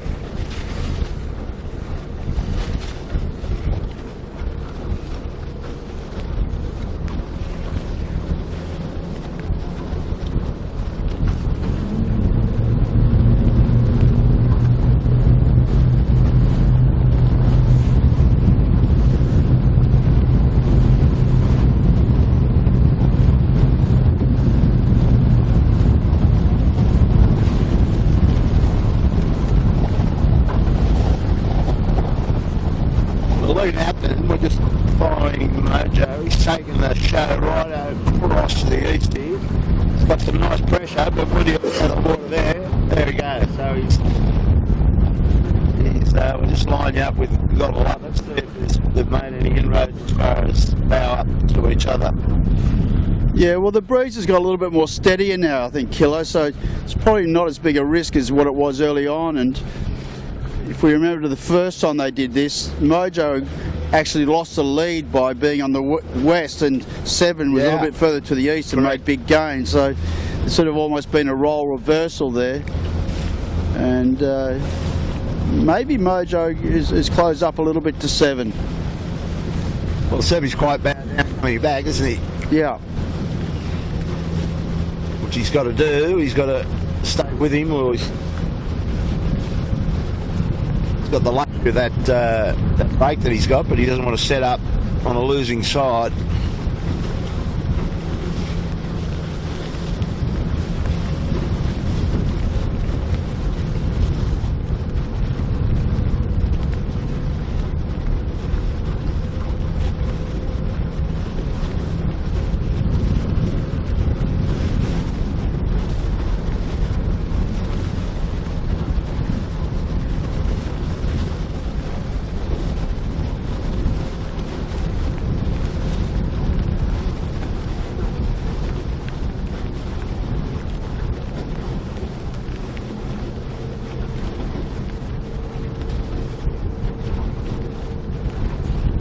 Lee just keeps looking over his shoulder at John Winnie, and it's giving him something to think about. Woody's just come back now, but Woody took the same sort of line that Mojo did across the harbour, and he's set up on his hip now.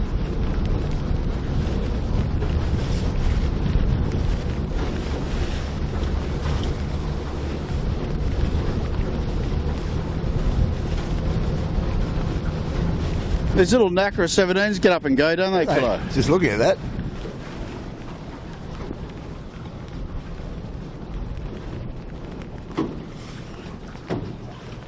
They sail pretty tight angles, I suppose, do they, with the shoots on them? Well, it looks like it, yeah. I don't know a lot about them, but... Girls and boys.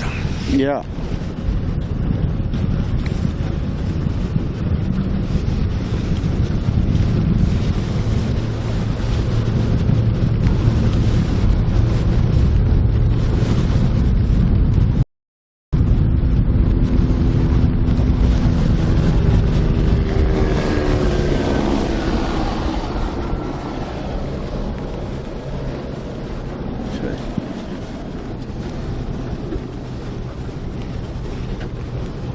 trees is just getting a little bit patchy again, isn't it? Yeah, it does down this side of it, doesn't it? Yeah. See Seven's tacked back. Oh, you had a look at John Whitting, to be honest. He's sitting Rag's even deeper into the east, and he's got his bow right up. Mojo's just getting out of there now, so it's going back over to this side. The game is in the east right now.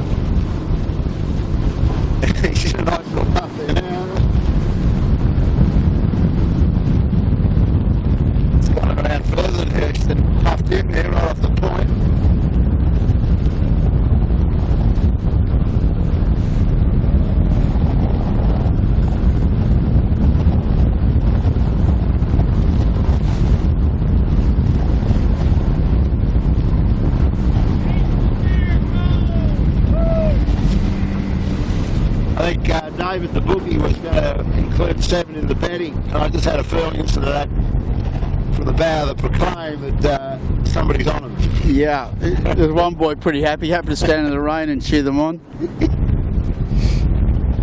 Pay for his beers for the day. Yeah, that's the whole idea. Nobody's going to win or lose a house out there, that's it. That's for sure. So there they go, the dream team at 2.5. Herman Whitting doing a pretty good job.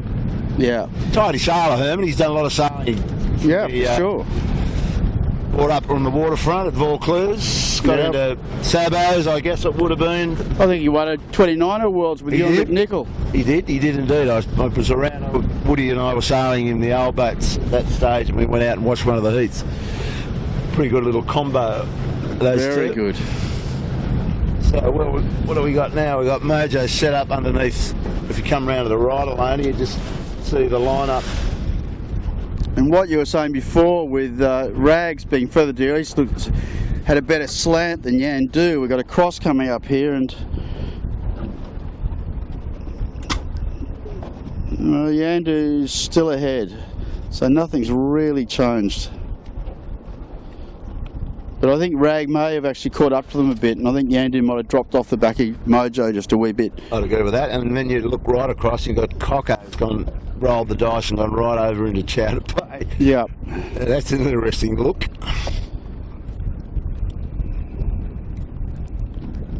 I think you'd want to be in this shore though.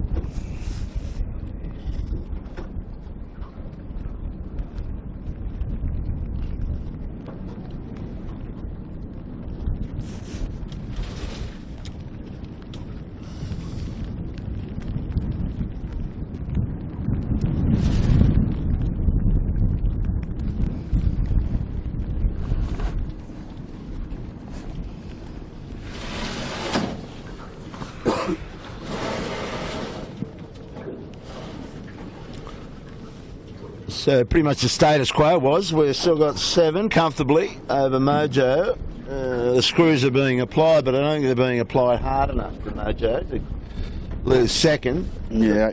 I think third is up for grabs still. Woody's got a lot to keep his eye on there. They're coming at him from all directions, and there's got to complete this beat into Shark Island, then down to the bottom. So you really got two legs left, the run and the beat to the finish, and the remain of this beat. And there's plenty of opportunities for the people that want third, I would think.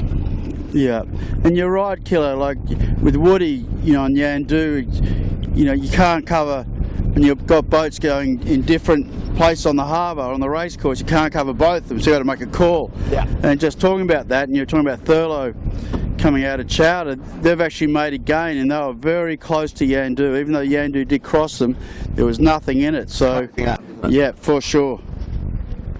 So we're back to where we were really, where Seems to be that the battle is for third now.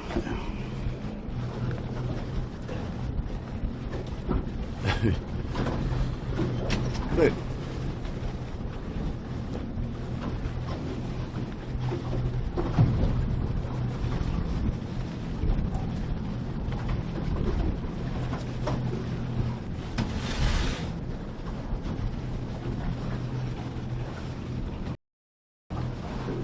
And Elena, if you just want to come round to the left, you see what Michael Coxon's idea of this beat is, and I'm looking at Seven. Seven's done something similar. They've come right in here to Steel Point on the bricks. I think there's more pressure in here, and just watching Woody, though, tack in a totally different patch of bruise, I might say. But this is closing right up right now, and even Mojo's had to get back into their phase too, because of this. It's just the way it is, isn't it? Coming up here, there's veins of bruise funneling around. What do? You do your best. Well, that's it. And when you can come up here 1,000 times, and it's never a one-way track in Rose Bay. It's one of those places you can really pull your hair out. Well, here's the cross between these two, Thurlow and Yandu, close together. Yeah, and no doubt Thurlow has come right back into this.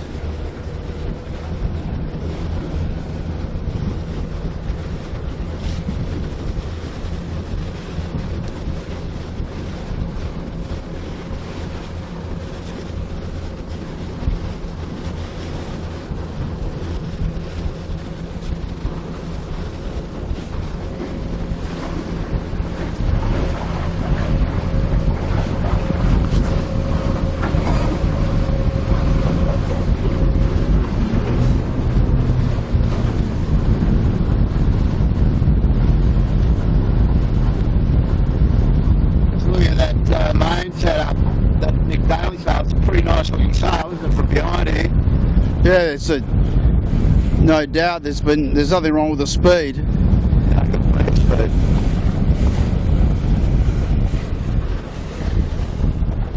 So Woody's very competitive, as we know. Throw the helm down. And the two veterans of this class, John Winning, who'd be now in his 60s, I can tell you that much, and Howie Hamlin's been out here. Now, these guys are as keen as you'd ever want to be. They haven't lost any enthusiasm for this class, that's for sure. And Howie was down here, I think you realised, did you see that? Howie came down here, yeah, when Comanche was out here, he was out on the track testing out brand new set of North sails. So, going to be on for young and old, but these guys will be the favourites. I think Woody got the better of Howie last year by just in the last heat for the Legends. For the Masters division. The Masters. I think division. Masters we call them. Yeah. So here we go, it's really close cross here. I think Yandu still has it. It's going to be close. Oh no. He's going to have to go. He's got to make him tack. That was a little bit sloppy from Yandu actually. Well, there's third, just changed over right there, so this will go down to the wire, and we've got Rag hauling up to the back of these two. It looks like they've done it early enough, they've still got clear air. Yeah, you can put the bow down there and hopefully Coco might fall down to it. Yeah, Mojo's got a nice slant off Shark Island, which is out of picture, just sort of pushed them ahead again. Seven's around the top mark. Yeah, but yeah, good battle here between Thurlow and Yandu. It's the first position change we've seen for a while. Yes, but you could tell it was going to happen, and this is about the right time for it to happen, I suppose. Coming into the last two legs, and this will go all the way to the wire, and with Rag sniffing at the heels of these two, and including Mojo. Mojo's going to have to keep his head out of the boat. He's done a pretty good job of it all day. I can't see them falling for too much, but it's amazing what happens on that last beat up to the finish line. And there's no doubt that Seven had extended their lead on Mojo.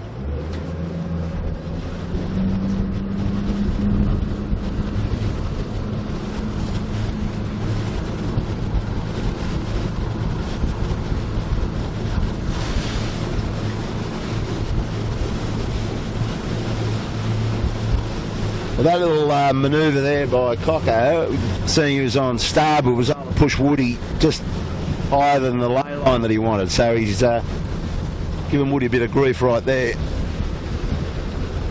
Yeah, that's why I was surprised that, I don't know, they didn't see it, but it seemed to get caught out a little bit, Yandu, yeah. It seemed like a late decision to tack where they could have done a bit of a duck and just come back at them on starboard at the top mark, but that's easy when you're not steering and thinking about all the other things you've got to think about. Correct. But you're right, Kilo. Thurlow's pushed them past it, which has made a big overlay for Yandu, and they're just going to fall into this, in line with Thurlow. And if Jack McCartney can lay, he's given himself a pretty skinny lay, but that just condenses it up even more. So third on the racetrack, the first seat of the state championships, Michael Coxon, well done. Nice little bit of card work there, buddy. Still got 2 legs to go. Jackie McCartney won't lay this mark, so that's unfortunate. That would have brought him right into the mix.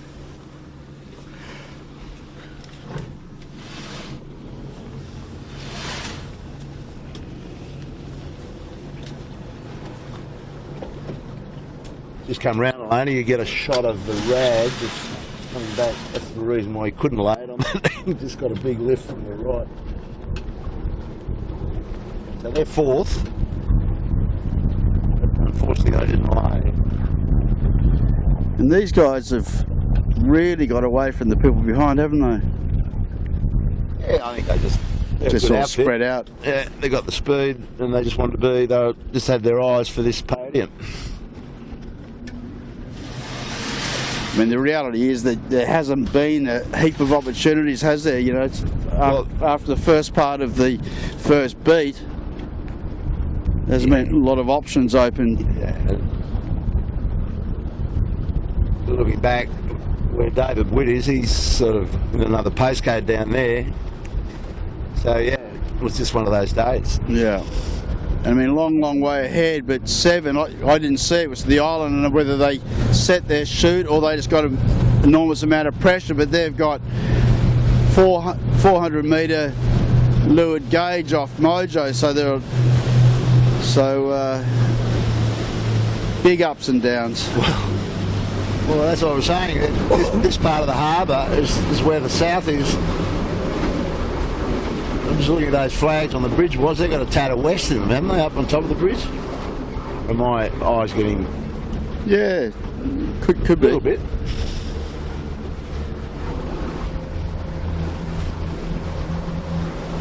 So Seven, look, they don't look like they've got a lot of pressure down there. What are they doing? They're right down at Bradley's.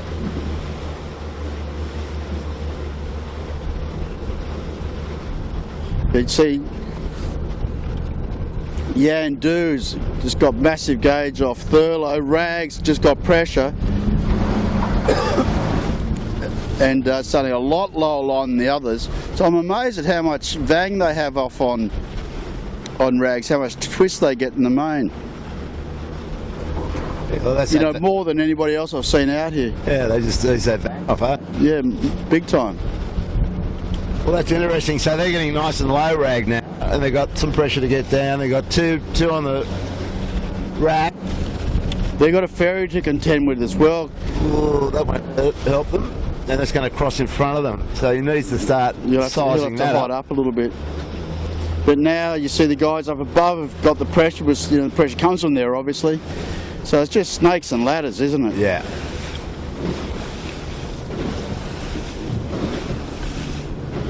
Yeah, for 3 or 4 minutes you look like you got some shopping tokens and then you drop them. Yeah.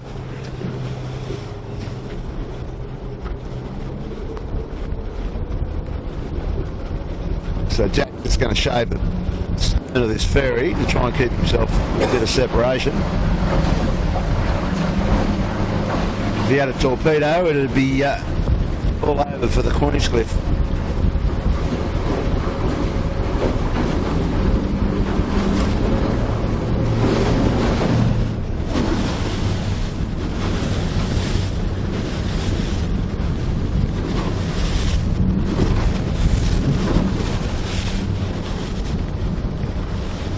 I tell you what though, Kilo, Thurlow is getting sucked up there really high. Yandu's just got pressuring down. It's really going to just be, obviously depends on, you know, where you are and what you're going to get. So it could change things again. Yeah. Like Rag's in beautiful pressure down low and really gauging off Thurlow in particular. Yeah, you're right. It's just where the vein breeze, how lucky you get with that. But Jack's probably in a good position here, but he... So is Woody. I mean, the thing is, unless Thurlow gets some major pressure soon, they're going to potentially have to set a shoot. Well, now they've got pressure, they go bow down. So it's all very streaky, isn't it? Yeah. And you can't control that. You got to deal with what you've got.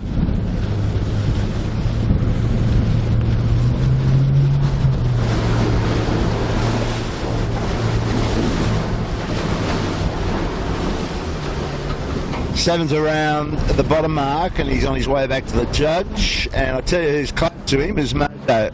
Was it? Look at that. Absolutely. I mean that was before, that was well over a minute, and now it's about 10 seconds. So there you go. Yeah, look at this with this breeze direction now. Sevy's tacked on the mark and he's heading bait. Well, he was.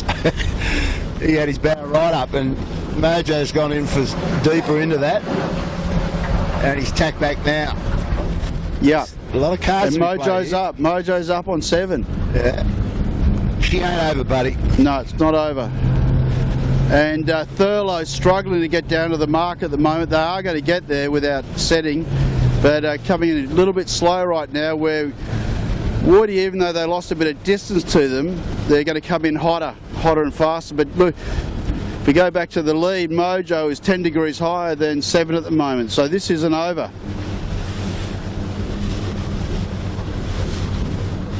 And then the pressure goes. So it's bodies. This one, Sevy has got a bit of work to do. He's in the right place, but they're coming at him. Well, they have to tack. I mean, the breeze has shifted that much to the south. Yeah. But look at that. Mojo just gets a little one out of rush cutters and he's up and faster. Yeah. Easing sheet, and the other guys with, 2 strings. Well, if Sevy tack now, Mojo's the leader. Yeah.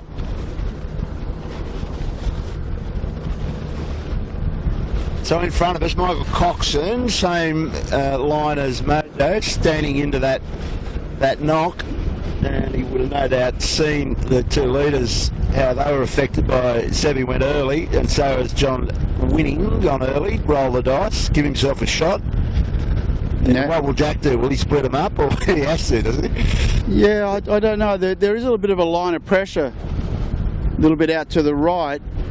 I mean, really, if Jack just follows them, well, that's it. I mean, he's got to do something different if he wants to sort of leap these 2. And there's pressure over there, by the way. Yeah, so, I mean, for me at this point in the race, unless you're really trying to just bag points for the regatta, well, even having said that, they've got such a gap over the pack behind, he's got really nothing to lose but to do something quite different to the others. Yeah, this is going to be interesting. If we go back and Mojo is just getting that pressure before 7, they're lifted again. So, I mean, for me, if I was Jack, to just roll the dice a bit and have a go out to the right. Yeah, no, I think that's right. That's what he's doing. So, the front, and just left. Mojo's got the lead. It looks like he has. Yeah.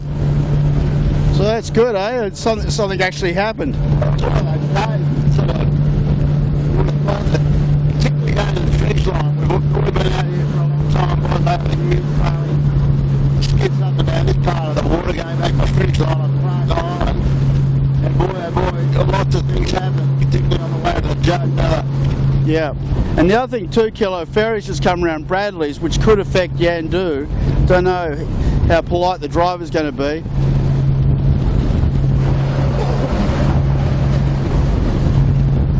But yeah, Mojo definitely higher mode than 7 and looking like more pressure. So amazing, like that was like only what, 150 metres split in gauge, and they've just got a better go out of it. Now 7's up, so this is going to be really close.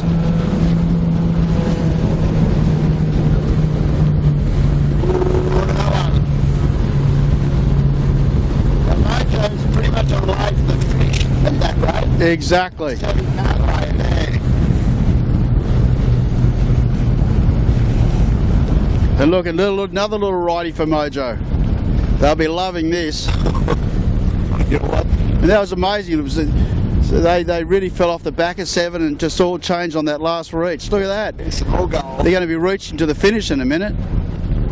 How do you reckon the bloke on the front of the Proclaim's going with his ticket on 7? Yeah. He might have put the knockers on them. But look, 7's advanced on them. Now Mojo's it's gone light. It's going to be puppy as going in here. Little bit of pressure coming from Mojo in about 10 seconds. But they can lay the line. You can see the lure into the line there. I can anyway. I don't know if it's in shot, but Mojo's on track to get across if he holds this angle. And if 7 tacks, Mojo's got rights, even if it's close. But I think Mojo's clear ahead. Yeah. Well, who would have thought? We were hoping to get you something towards the end of the race, and there it is. Shaping up to be just that.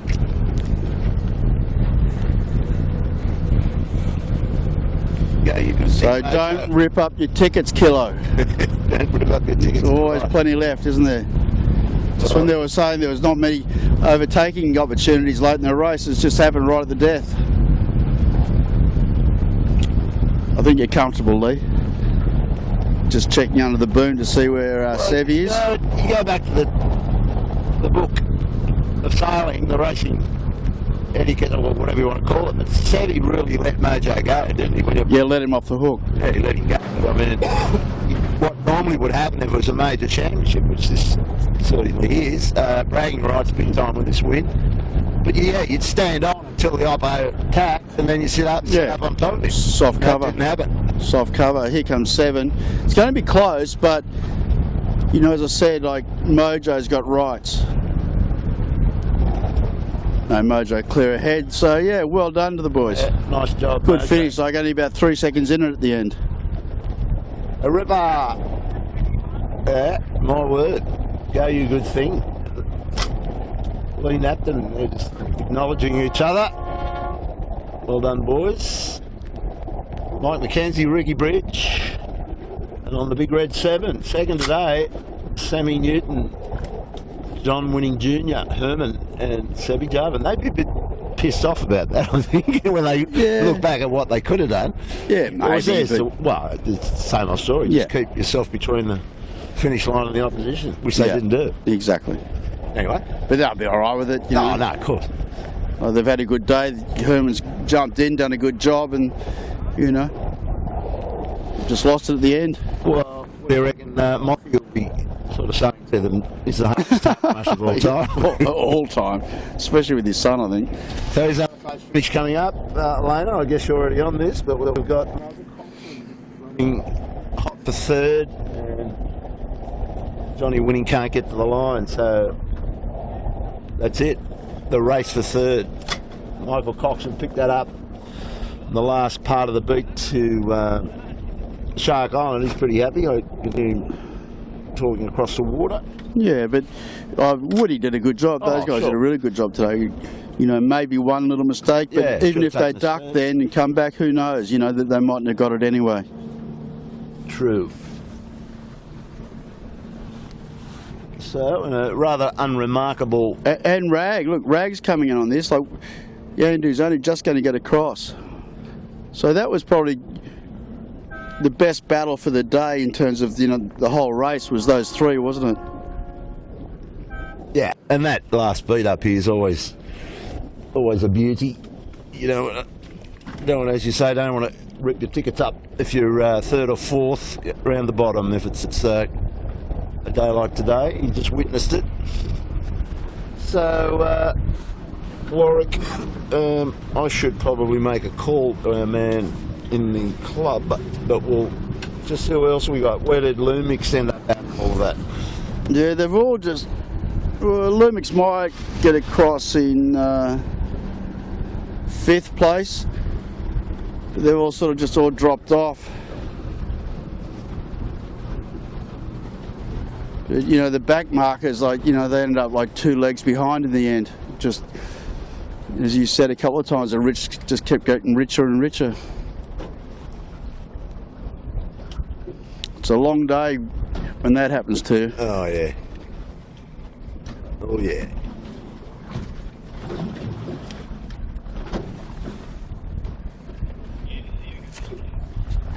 Yeah, we're done. We'll just do a little farewell, and you can turn us off, buddy.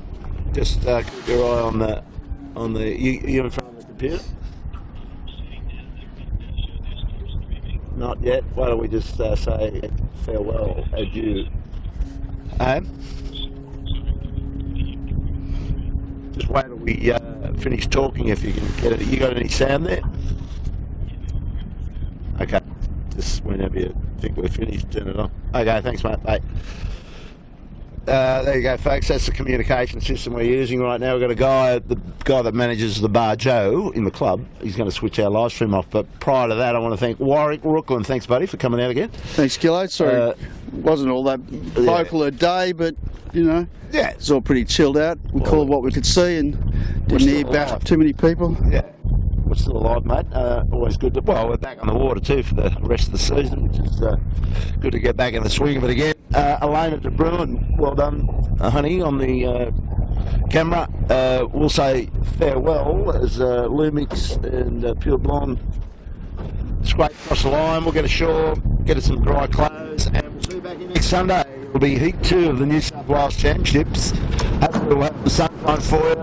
Bye for now, and stay safe. Until next weekend. Bye now.